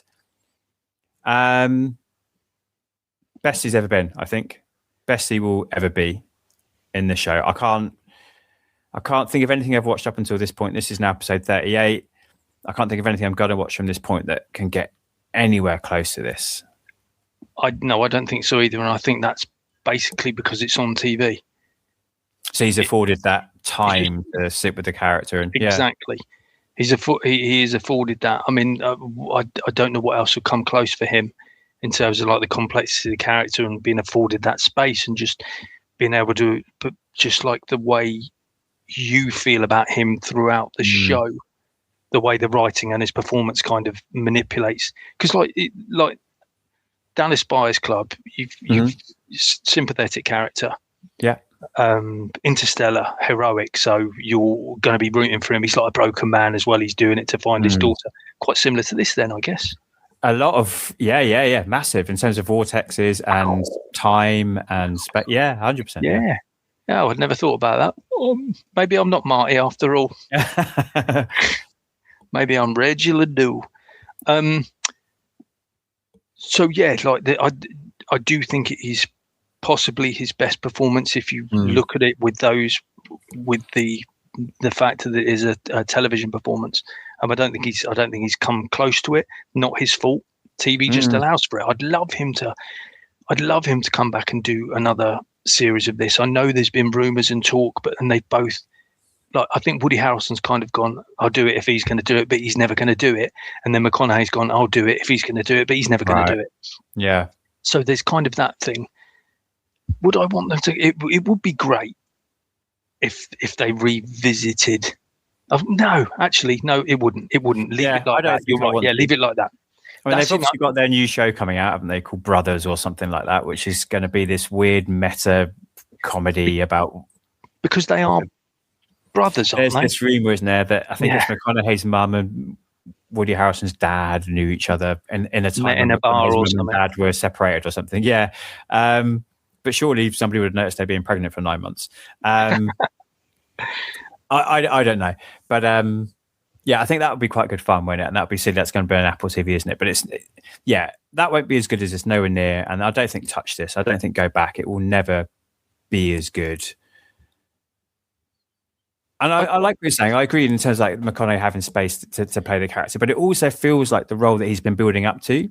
Like a lot of the performances I've been talking about recently have been tapping into his previous roguish, easygoing charm, but using that to give him a kind of dangerous quality underneath it. So even something like Magic Mike. Yeah. Where like the second you meet him in that movie, you're like, oh, okay. I can see on the surface he's charming, but there's something rotten at his core. And that's in his performance, right? It's totally what he's doing in that movie. And we see it in Mud, we see it in Killer Joe. So it feels like this character of Rust is what he's been building up to until this point where, like, to have these layers, to have this nuance, to be able to show these different aspects to a character over, as you said, 8 episodes, feels like this is exactly the right moment for him in his career, for the place that his talent has been building towards. It just seems to land so perfectly in the arc of his filmography, really. Did it... Was this the moment for him as well then? Because I seem to remember when this came out, I was like, yes, what performance, he's back. I know he clearly just won the Oscar for Dallas Buyers Club, but for me, this felt like the moment when McConaughey had actually come back properly. I don't know whether that lines up with the movies he's doing and whatnot, but for me, I was like, wow. I think so. I think this is when everyone went kind of like, now we get it. Yeah. Like, now we get it. Like, I think people didn't watch Killer Joe. People didn't watch Mud. People didn't watch Bernie. So people were talking about him as being good, but like, this is who he could have been if he'd been acting like this all along, or if he'd been given the opportunities, or, you know, careers take different paths and lives take different paths, don't they? Yeah, I do feel like this is the thing where everyone suddenly went, okay, we've been talking about the reconnaissance for a few years, but this is what we're talking about. This is the talent he really has inside him. Yeah, definitely. What was straight after this then? So what's next after this? Interstellar. Oh, wow. Okay, there you go then. Yeah. So it was sandwiched between them. Yeah. Yeah. You know, the sort of, I guess you take Wolf of Wall Street as a little bit of an aside, because that's just a small cameo at the start. Like Dallas Buyers Club, True Detective, Interstellar. That's not a bad run on anyone's card, is it? That's pretty impressive. Yeah, definitely. And you're right. I don't think he's kind of recovered from how good that period was. He's kind of steadied his ship again, but he's never been as good as he was in this little period. No, definitely not. It's all got much more. I mean, I've got that to come, up and down again, and it almost looks like he's having his second reconnaissance now, doesn't it? With some of the stuff that's coming out. I haven't seen The Lost Bus because I'm saving it for when I get there. Okay. That, and then his next film, it feels like he's sort of coming back around to these roles which require much more of him again. Yeah, well, I thoroughly enjoyed The Lost Bus. Feels like a video rental, but thoroughly enjoyed that. And the other one, I think we referenced it last time I was on, and I still can't recall the title of it, but everyone is just banging on about that. I think it's just secured North American distribution. Yeah, it's going to be like the next Oscar frontrunner for next year and stuff, isn't it? Yeah, so I can't think. It's got quite a few words in the title, isn't it? Yeah. Which I like. Interesting. Look, he is always watchable, whatever he's doing. But there's something about this which is like the word that fits with like the show is it's just hypnotic. You can't stop watching him. You can't stop peering through his little peephole thing. It's at him. It's an incredible performance. Well, he totally loses himself, doesn't he? There's no mannerisms. You know, in the opening of the show, I talk about theatrical tics, and that we see that from actors. They do certain things with their hands or with their faces. They do they pull certain features, and there's certain things they do in their performance where you're like, oh yeah, there's the classic Tom Cruise thing. There's the classic DiCaprio. There's nothing here. Nothing at all. No, he's a blank slate, but that kind of works. I think he's like impenetrable. Yeah. And like you said, he's hard to read. There's nothing about him that's like performative. No. The rare times that I can't even remember him cracking a joke. I think like flipping the bird is probably the closest he gets to being light-hearted. That is the only moment. I think you're right. Yeah. I do like the moment where he does go and mow Marty's lawn in his string vest. I thought that was kind of cool. I felt like there might have been a nice little comedy sequence before you see that, but those small light-hearted touches are like few and far between. Yeah, he's in total control, isn't he, of his craft here? Like his body is different, the way he carries himself, right down to like the way he holds his cigarette. Feels really particular. That's not how people hold a cigarette. It's like between his middle finger and his thumb, I think, and it feels like there's just deliberate choices in everything that he's doing that he feels is telling you something about the character. What I wish I could get my hands on, I don't know where you would be able to find it in the world. So he created, I don't know if you read this, a 450-page analysis called The 4 Stages of Rusting Coal. So he created his whole legend for this character of like what he'd been through up until this point. Oh, I would love to read that. That must be really cool. I rewatched the DVD and all the extras, and I watched the extras with some hope that there'd be like, there's no commentary.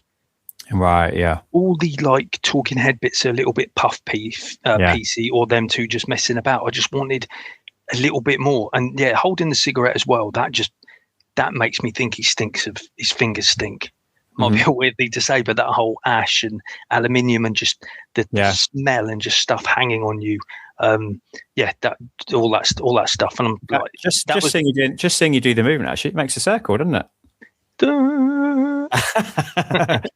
So on this, because there's lots of stuff written about his monologue, like time is I've even got a t-shirt, I should have worn it, time is a flat circle with McConaughey blowing the smoke up.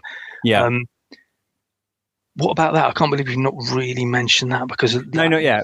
So he takes it on as a mantra, doesn't he? But he gets it from Reggie Ledoux, right? It's Reggie that says it to him. Yes. And I love that when he talks about it later, he says, oh, somebody once told me. I mean, he fucking knows who told him that, but he can't admit it because then he'd be admitting his part in. Spoke to him before we killed him, yeah. Exactly, yeah. It's fascinating, isn't it? The whole time as a flat circle stuff. Again, we're just about to be an Interstellar, so that's quite convenient timing. I mean, I think it's the meme moment of the series, isn't it? It's the thing that's had the most life, probably. I don't think it's that. I think it can mean whatever you want it to mean. Personally, like I said about the characters earlier, I kind of apply it to their lives, and I guess the situation they're in Louisiana, that it's like it's a repetitive cycle of crime and corruption and murder, and so I read it as that. He's talking about that to the detectives, and he's saying like those two kids are going to be in that room over and over. Oh, so powerful, isn't it? Yeah, brilliant. Because he says a lot of things like that, but he basically says we're like kind of just living this same life over and over again. You just don't know it, kind of thing. That's thoroughly depressing. Yeah, that's a Nietzsche thing, right? That's the pessimist. That's the nihilist kind of sense of rust coming out, isn't it? Yeah. An hour and 26 to mention Nietzsche, and I was like, thank God you waited that long. That's my next big read. But what was I saying?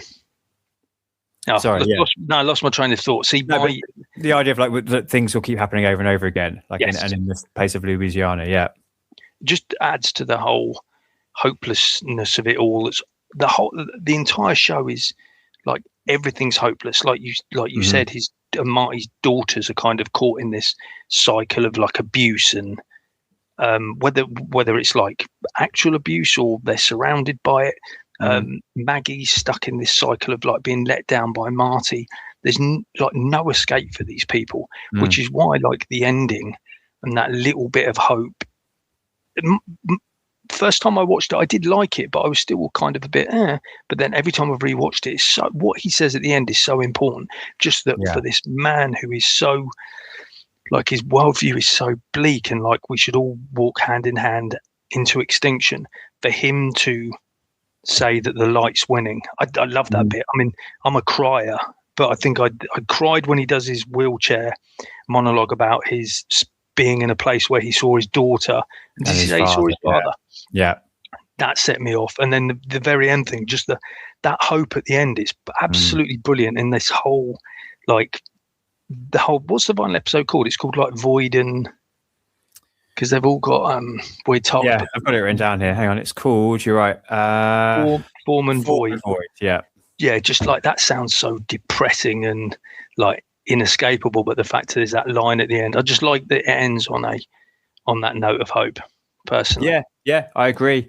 And again, you know, I think you're right. It's totally interpretive, and I think Pizzolatto knows what he's doing here. He knows this is going to be a moment that's going to get picked up on. This is why he brings it back later, right? Why it becomes like a reoccurring motif in the show. I know it's only twice, but it's brought back for a reason. You probably knew people were going to catch on to this, but I think you're right. I think, you know, it is meant to, I mean, he even says it at the moment, doesn't he? I think Russ says to Reggie Ledoux, like, oh, Nietzsche is it? But he says it like offhand, like derogatory. And then later on, it's important to him that like kind of where the references come from and what it means. This, I wrote down like this sense of eternal reoccurrence is what it's referring to. But then when you get into the meta stuff of it, I love the fact that you and I are talking about a show that you could have watched on a circular Blu-ray disc. And that true. We are watching over and over and over again, rewatching to see all the little mysteries and to understand all the different things. Like for these characters, time literally is a flat circle because they've been immortalized in this show for these 8 episodes forever on a Blu-ray. Yeah. Well, and like you said, I think I've watched Lost through 9 times now. So all that kind of stuff, that is repetition for me. So yeah, very good.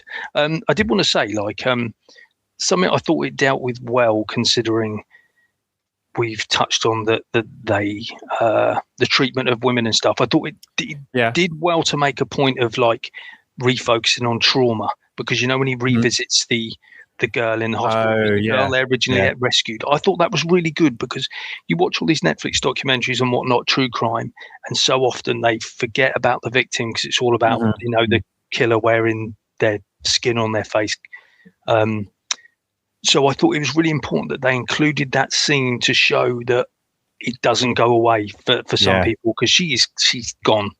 Yeah, she's gone. Like, what they did's gone. I thought it was good because it acknowledged that like trauma's like residual and it's going to stay there forever. It was also good in like yanking the severity of the crimes that were committed back then into the modern day, because it also underlined like what a failure that was, their rescue. Wasn't it? Like fake success. And then therefore how important it is to be back on this case, and you know why from this point Russ is totally obsessed for the next 10 years, and he becomes that hermit in the woods, and he becomes that like conspiracy theorist obsessive, because it's the drive that he needs, isn't it? It's to try and not let this happen to anybody ever again. Yeah, absolutely. One of my favorite lines towards the end as well, and I don't know whether I fully grasp what he meant by it, is, you know, when he's just met up with Marty again and he's trying to convince him to come back and help him, and he says, "You've got a debt." Do you remember that bit? What is the debt? Is the debt just the fact that they didn't do it the first time? Is it something as simple as that? I always read it that it's that he helps Marty cover up the murder of Reggie Ledoux. Oh, okay. Yeah, that makes sense as well. No, that makes sense as well. In that I could have like gotten big fucking trouble for this. Yeah, you owe me. Yeah, so you sort of owe me for that. That's how I read it. But I mean, again, who knows what's going on between them? With their lives and how many things they've done for each other in order to cover up and to maintain the status quo between them and to keep them in their jobs. Who knows what other things they've got up to. What do you think after they go off in the wheelchair and stuff, what do you reckon they're doing now? Yeah, it's interesting, isn't it? Because Marty's a private detective at this point, isn't he? I think he's a PI, or he's got his own kind of detective. Failed thing, isn't it? Because remember they go in and he's kind of like, are people going to be coming and going from here? And he's like, what do you think? Yeah, it's all like deserted and stuff. He's clearly not very good without having somebody to spot a green house, a green painted house. Oh, he's a genius.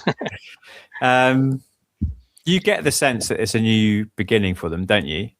You get the sense that maybe Maggie and his daughters will be back in his life a little bit because they came to understand, not in a way that the family unit will be back, but they realised don't want that. If they lose him, so that there may be a little bit more there. I don't know. It's almost a Shane Black-esque ending, isn't it? Where it's Last Boy Scout, Bruce Willis and Marlon Wayans walking off into the sunset together, like, let's start the agency together, son. It feels a little bit like that's where we're going to go, that Rust and Marty are going to get back together and what would they call it? The Cole and Hart Detective Agency. What, it's like a knockabout comedy now, which is probably what that Apple TV show is going to be like now. Or like The Nice Guys, right? Or something like that, yeah. We've touched on McConaughey's performance, which is what this podcast's about, but Harrelson's also brilliant. Oh, he's outstanding, yeah. And what triggered me to say that was the scene in the bed at the end where he breaks down crying. So good. Nothing like grandstand about it. There's no like dialogue or anything, but that is as if all that he's done, like bad throughout, it like kind of finally hits him then, and he's got no bullshit anymore. He's got no way out. He can't pat Michelle Monaghan on the head like he does patronizingly early on. Yeah, you know, he ain't going to bullshit his kids, and he just breaks down. Well, Harrelson's amazing. He's the equal of McConaughey in this for sure. And as committed to the role, like as you said before, like Marty's basically unlikable for this whole show. We're never on his side. We're judging him constantly. From the second we find out he's having that affair, he's quite an antagonistic character, really, for us as a viewer. And he's so committed to being that person and being toxic and being all those things that have become almost kind of cliche to say about the kind of character that he is in this show. Yeah, I think he's brilliant. And then when he gets this moment, interestingly, when you think about the Interstellar cry, I mean, I'm going to be there soon. Very similar. A brilliant moment, but I think that is a bit more grandstanding. That is a bit more showy. I'm looking forward to seeing that again. The only moment I felt that he acted, and I'm not sure, Woody. Yeah, I'm not sure whether it's his fault or whether it's because it's what it reminded me of, or whether I don't know how you would do this scene better. Is when Rush shows Marty the videotape. Of Marie Fontenot, which I'm glad they cut away. I did not want to see that. What we saw was enough. In that almost, you know, when you first watched The Ring or Ringo and you're like, fucking hell, that's actually really odd. So yeah, please cut away.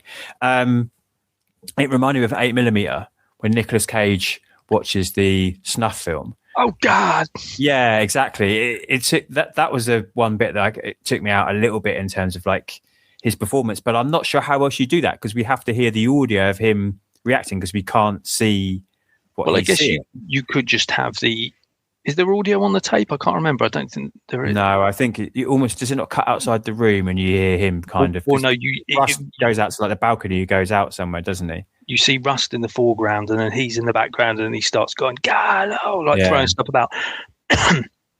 Yeah, you could have done it where you just see the reflection on his face and, you know, his eyes well up and stuff like that. But yeah, I'll give him that. It's just interesting because that's clearly what they wanted, because then when they show it to the corrupt cop in the very next episode, he does almost exactly the same thing, which is, I thought was, I love that because that actor who plays Steve, as he's called in this, is also Steve in Deadwood, and he's a complete prick in Deadwood as well. So I've never seen Deadwood, but I've seen that guy in something else as well. Well, I think he's a prick. So okay, it's like typecast as Steve the prick. I hope he was called Steve in the other thing as well. That bit as well, where he does the whole "I've got a sniper around me." Yeah. That was also it was a little bit silly. Yeah. Which felt out of keeping with the rest of the show. That did feel a little bit like The Nice Guys, which you just referenced a second ago. It felt like something a little bit funny. And then when it flashed to the drunk in the long grass with the sniper thing, I mean, it was cool, but I just thought, okay, that didn't feel like in keeping with the show. Yeah, in keeping with the show. But you know, it still worked. It's just he's nitpicking. This is a show where there's nothing really to nitpick about. apart from the greenhouse painting. That is it. We haven't spoken about their names, actually, which I think is worth touching on before we wrap up. Go on, explain. Well, I feel very deliberately chosen, don't they? I mean, rust coal, rust being something which is decaying and falling apart, and and coal is black and synonymous with, you burn it and you give it at Christmas if you want to punish somebody, and then you've got Marty Hart, which is really interesting that he's been named after kind of the vessel of our body which keeps us alive, and yet he keeps him alive, doesn't he, at the end? So maybe that's what's symbolic of that. He also gets hit in the chest with a hammer, doesn't he? Of course, when Errol throws at him, it hits him right in the chest. Oh, what, right at the end? Yeah. When he throws the hammer at him, it embeds itself right into his chest, doesn't it? That's where he gets his injury. So, Marty Hart feels a bit of a looser name. Marty Hart feels like something from like an 80s sitcom. Yeah, or like a very deliberately detective named character. Like the Hart Detective Agency feels very like in keeping. But Rust Cole is a real I was trying to look into the spelling of it because it's Cohle. I thought, is there even something in that? But I couldn't really find much about it. Yes, that is how deep I've gone.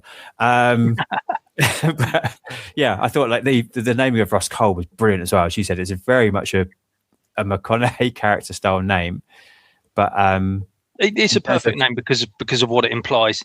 Layers and symbolism. Yeah, absolutely. Yeah, I love it. It's great. But once again, that's why this show's so good, because even if it is something as on the nose as that, it's still it still works, doesn't it? Yeah, and even now I'm thinking of like in Angel, when Wolfram and Hart is the evil lawyer company. Yeah. Like Hart is a stag. Always got to bring it back to Buffy and Angel, ain't you? If I can, yeah.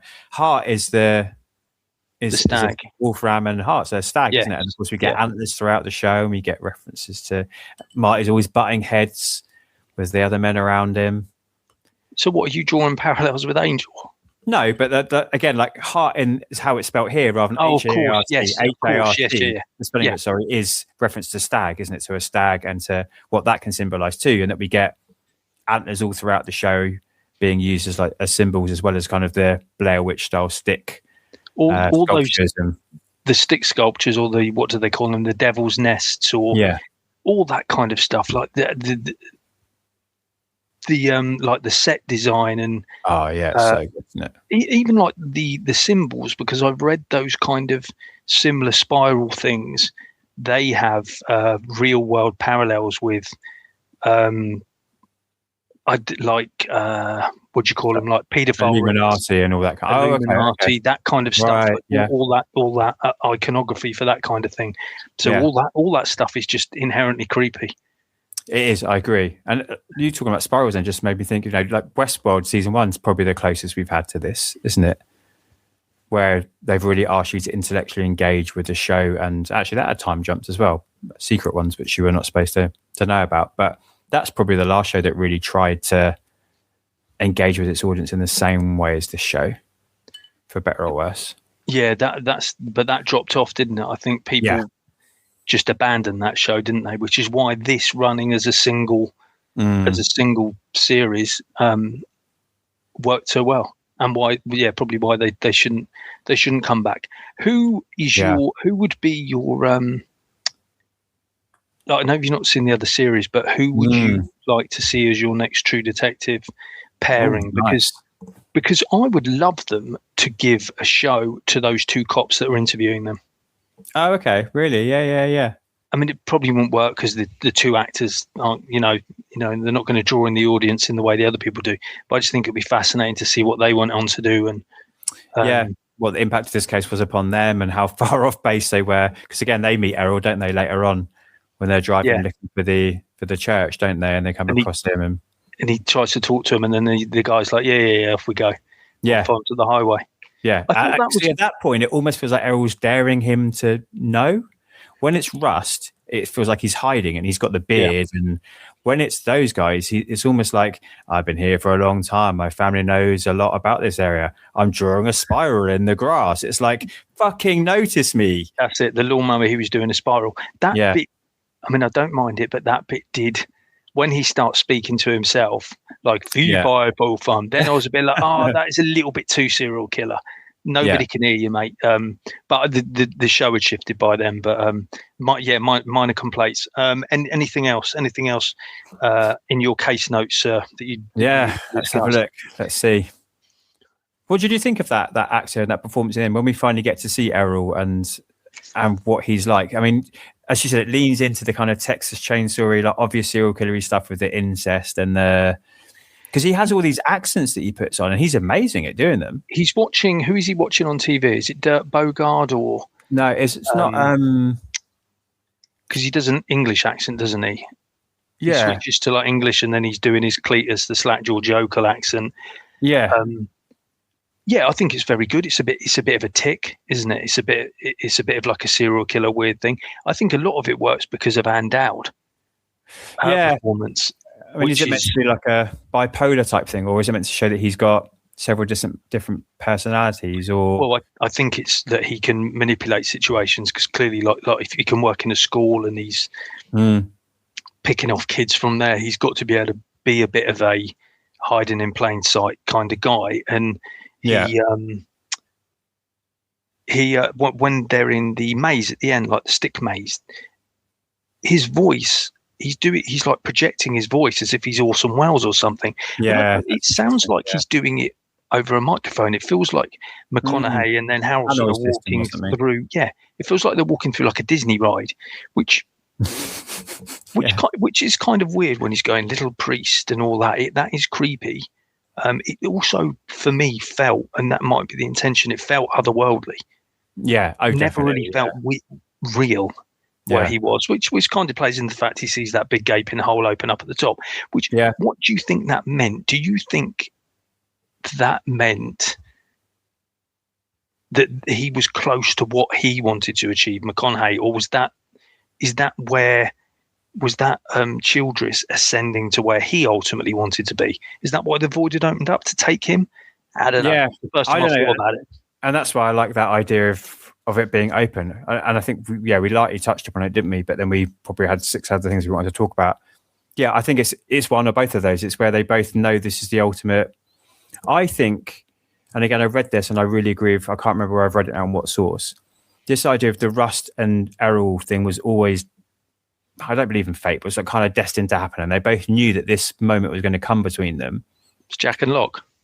Yeah, I guess. But also, but like Marty is almost he's the, what's it called, like in like scientific equations where it's like the factor you can't account for. So when Russ, he's like the variable. Thank you. Yes. Yeah. So when Russ first meets Childress, it's just them two, and Marty's in the car. And who knows what might have happened between them? Would Russ have realised it? Would Childress have gone for him? But Marty beeps on the horn and says, "Come on, let's go. Well, we've got a new clue and we've got to go." Here, Russ is definitely going to die, right? Childress is going to kill him until Marty manages to burst in. And Childress seems surprised to see him, as if like, no, this was our moment together.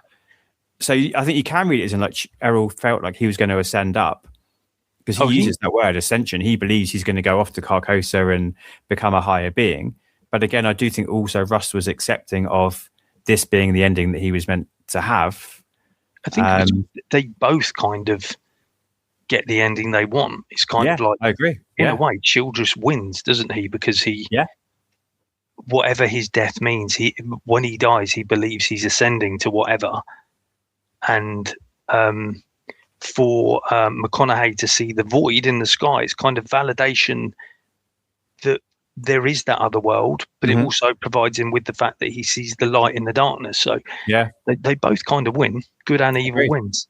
Yeah, which makes sense for this show in that it's a flat circle of this going on and on again, and we'll get new detectives who are solving a new case because there'll always be evil in the world. They talk about it in episode 1, don't they? I think when Marty says to Rust, like, "Do you ever think you're a bad man?" And Rust is like, "I know I'm a bad man. It's just I'm the bad man that keeps the badder men at bay."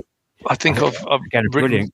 That's paraphrased badly again, but it's pretty much what's been said there. It's another really great moment between two of them. And you see Marty kind of question like, "Oh shit, that means I'm bad then as well," which he can't comprehend up until this point.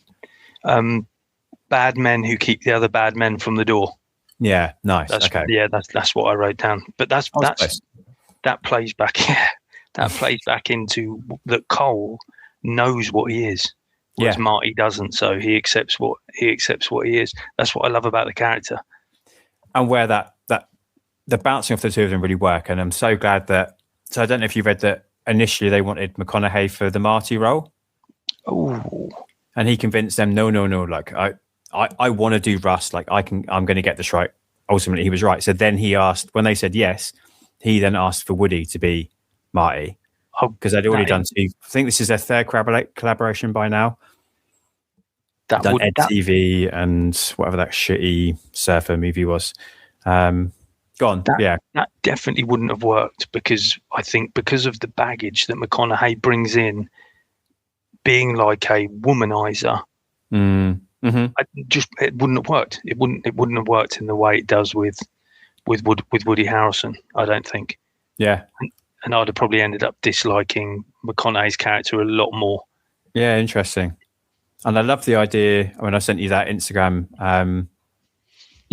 post from when McConaughey appeared on the podcast with Ted Danson and Woody Harrelson. I can't think what it's called. I think it's called Everybody Knows Your Name. They've got their own podcast. Woody hardly ever turns up. Ted Danson's often just left having to do it for himself. But I love that clip where he's talking about their performance on the show and how he calls McConaughey method, but I know he doesn't do it so much in that clip, but through the rest of that podcast, I listened to that whole thing. He really pushes back. He's like, no, I'm not a method actor. That's not what I do. But I was using the character of Cole to inform our relationship to get us to the right place on set, which is what, of course, famously he did in Wolf of Wall Street, right, with DiCaprio, which is why they ended up putting it in the movie, because he was doing the same thing. His vocal warm-ups, made it in. So this is who he is. He's not method, but he will find a rhythm, I think he calls it, to get into the mindset of the character. And I love the idea that Woody's like, ping, ping, pang, pang, idea. What about this? What about that? And McConaughey's like, but nothing back. Just that does sound a lot like Rust Cole, though, doesn't it? It does, yeah. Doesn't it sound like he wouldn't be that far removed? So maybe it wasn't that much of a stretch for him to do that. Yeah, you can just imagine, like, we're just getting more and more infuriated on set as he's kind of more and more losing himself in the character of Rust. I think it's brilliant.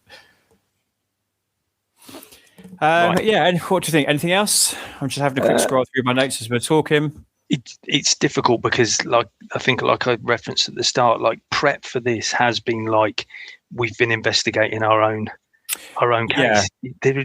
There is so much, like, symbolism, mythology, themes, atmosphere. Honestly, there's so rich, this show, that you could do a breakdown. You could do a podcast on every single episode. Oh, easily, yeah. And I think that kind of would have been fun to do that. I think to have gone like episode by episode and really go into depth. I'm sure people have done that already, so they don't need us to do that. I did. Yeah, I think we can stop and record again, and we do a whole different show talking about totally different things. Yeah, sorry. There's so many theories, because this show, like, feeds into, like, part of its makeup is conspiracy. So it kind of breaks off into, like, some of the darker recesses of people's thoughts, this show. Oh, definitely, like, yeah. So yeah, there is, like, so much you can talk about. So yeah, the possibilities of talking about this are endless. Yeah, there's a little bit of Mulder and Scully about Rust and Marty in some ways, isn't there? Particularly Rust and Mulder. There's a definite kind of genesis there. I hope, because as you were talking earlier, I hope Ryan Coogler's new X-Files is similar in tone to this.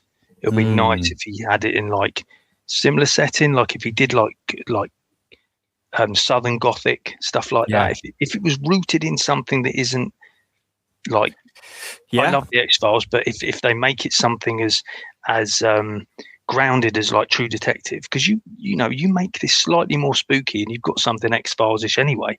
So it'd be.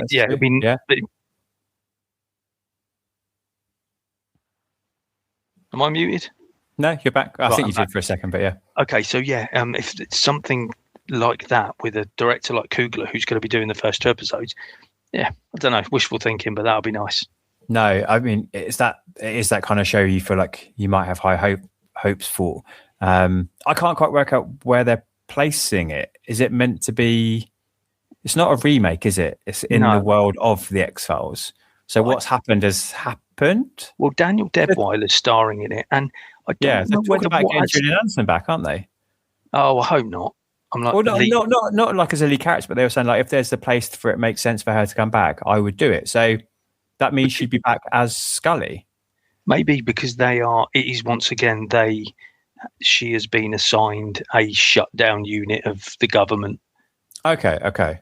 So yeah, maybe they do. But yeah, if they did that tonally like True Detective, because like we said before, there's nothing else like it out there. No, it's true. And he's talking about making it proper, like he wants to make it horror, isn't he? He wants to really lean into that and make it scary. And I remember that first season of X-Files, watching those probably at the age we were, a little bit too young. And some of those were proper scary. Well, I remember do you remember that one where they went to that house? So there was the like the cannibals, and they were home. No arms and no legs, and they were being moved around on trolleys. Yeah. Incredible television. Yeah. Like Toombs as a character in season 1 was just. Yeah, he came back as well, didn't he? Eugene Toombs. Yeah. God. So yeah, there is a great chance. X-Files podcast next. Absolutely. All right, mate. Thank you. I mean, yeah, we weren't sure where this was going to go tonight, were we? I think we could have sat here and gone like, in episode 1, this happens in this timeline, and this happens in this timeline, and what does it all mean? And I think, I'm not sure. I think I quite like the fact we've gone for the scattershot approach. I think it's suited. Yeah, it's difficult because I know once we end this, things will pop into my head that I wish I'd said. I do hope that people listen to it who haven't either watched True Detective in a long time or have been dismissive of it because they might have heard negative things about the latest season. I hope they go back and watch it because you're missing out if you don't watch this. Yeah, that you are. I think this is a, to repeat what we said once already, but this is a seminal moment in TV. This is a key moment of change between film and TV. This is the moment. If you've been listening to this podcast, you're interested in McConaughey and his journey. I think this is the moment. This is the peak. I've got 20 something episodes to go after this, and none of them are gonna. Some of them will still be good. Interstellar will obviously still be good. Yeah, some like Lost Bus will still be good, but nothing's gonna rise to the level of this. I don't think. No, not at all. And I'm looking forward to carrying on my journey. Like now. I guess I was one of those people who was like, I heard True Detective season 2 isn't very good, so I'm kind of not going to bother. But now I've redone this and I've got totally lost in the world. And yeah, to know that there are attempts to try and keep it all of a piece to an extent. I know they're all kind of anthology shows, but to know that there is a kind of perhaps sense that it's all within a universe makes me quite interested to see what they have done in the other seasons. Yeah, you could not watch 2 and 3 and watch 4 because that's got the ties to this. 2 and 3 have got similar overlapping things where it is like, corruption in government, abuse, that kind of thing. Like a lot of the themes are, recycled. It's a circle of themes that I think he mines. But there are still some very good moments in those. But how are you going to match? Like you're not going to be able to match True Detective. It's difficult. Yeah. I'd love to see a list of like where this is placed in terms of best kind of single season shows. Because although it's part of an anthology, it's its own thing, right? These characters haven't come back. We don't have a sequel, so it's not like Lost, which are 6 seasons and so on and so forth. It is a 1 season mini series, really, isn't it, of itself? There's not many other things. Watchmen is an absolutely unbelievable few episodes of TV, I think. Lynn loves Watchmen. You and I definitely have a fandom for that showrunner, don't we? For that creator, yeah. Because Leftovers is amazing, but again, that's 3 seasons of a show which kind of anthology, but have characters that follow across. But each season is very much its own thing. I can't think of much else that's as good as this. Wasn't Watchmen cancelled? I think it was only ever meant to be the one. Oh, was it? Okay, I thought it got cancelled. One little, yeah. I did just Google best single season TV shows. Did you watch Devs? Alex Garland. No, was that good? Very good, very weird. Once again, it's the kind of thing that, like, because without like True Detective, whether it would work now, I don't think. I don't know whether it would. I don't know whether people would have the patience for it, like you said earlier. Devs is a similar thing where it comes out, it's ambitious to the point of alienating people. Yeah. Okay. The Night of, no, I'm not on a reel for all of these, but I think this is a bit of an outlier. Oh, Station 11. Did you watch Station 11? No, I didn't, and I should. I think that's something I would really like.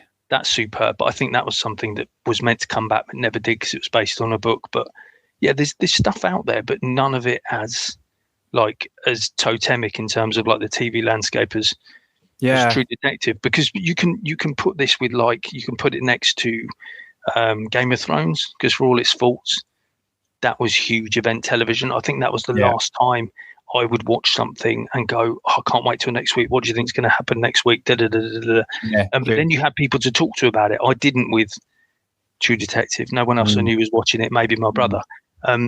So yeah, I can't think of anything else, because as good as Breaking Bad was, that was kind of under the radar a little bit, wasn't it? It was. Yeah. That people sort of started coming in on season 3 or something, didn't they? Yeah, really? when it ended up on Netflix. Yeah, might be UK centric, but yeah, I do remember that. But groundbreaking TV, groundbreaking direction as well. I like what's the director's name again? Fukunaga. Yeah, did No Time to Die, didn't he? No Time to Die. Yeah, was meant to do Stephen King's It. As well. Okay. He was in prep for that, and then it would have been interesting to see, because I love the horror elements of this. Yeah, been interesting to see what he'd done with it. Although I did like how that turned out. Have you watched Welcome to Derry, by the way? No. Is that your thing, Pennywise? It feels like one of those unnecessary prequels that I'm happy to be told I'm wrong and to watch it. It felt like I didn't know what it was going to bring to the mythos, but you feel like it does add very, a lot. very good. And in terms of time and linear narratives, it fits perfectly with True Detective.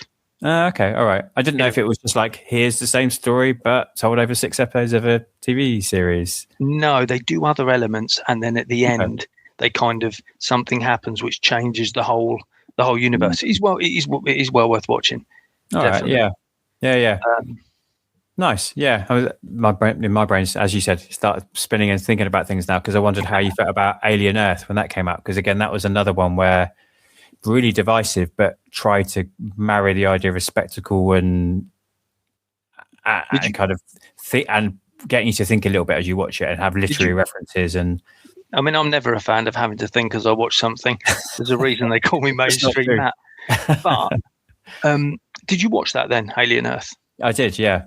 I liked it right up until the final shot where they turned everyone. I don't want to spoil it for anyone that hasn't watched it, but the final shot where it's like they were all Scooby-Doo, like aliens assemble. I was like, nah. Okay, all right. Then you were out. That. It was a bit too Disney, so I was out. But I loved everything up until that. And I liked the main girl. I thought she was terrific. Yeah. Yeah, Carl Chandler's daughter, right? The main actor. Yeah, I didn't know that either. So, yeah, Coach Taylor. Wow. Coach Taylor. Talent runs in the family. Coach Taylor. Coach Taylor was your dad, you were always going to turn out all right. Yeah, you had no choice. Yeah, absolutely. What was it? Yeah. Clear hearts, can't lose. Clear eyes, full hearts, can't lose. Yeah. Marty Hart, can't lose. Oh, I like that. What a way to end. As we said during the episode, this show is a rabbit hole of potential readings and theories, and that conversation really could have gone anywhere. And should we enter the vortex through the flat circle and record again, it would become something entirely different. As it is, I'm proud. And I want to extend my thanks to Matt, the only guest suitable to discuss this sort of water cooler seminal show, thanks to our shared history. Don't ever change, man. My thanks to you too, listeners, for your continued engagement and participation as we journey through the McConaughey. That was True Detective. Next up in a fortnight, I'm going to be joined by Mike Burton to discuss Eminem's performance as Cooper in Christopher Nolan's Interstellar, for those that are watching along. Until next time, be excellent to each other and make sure you take the time to treat yourself too. I am Jack signing off. Yippee-ki-yay, movie lovers.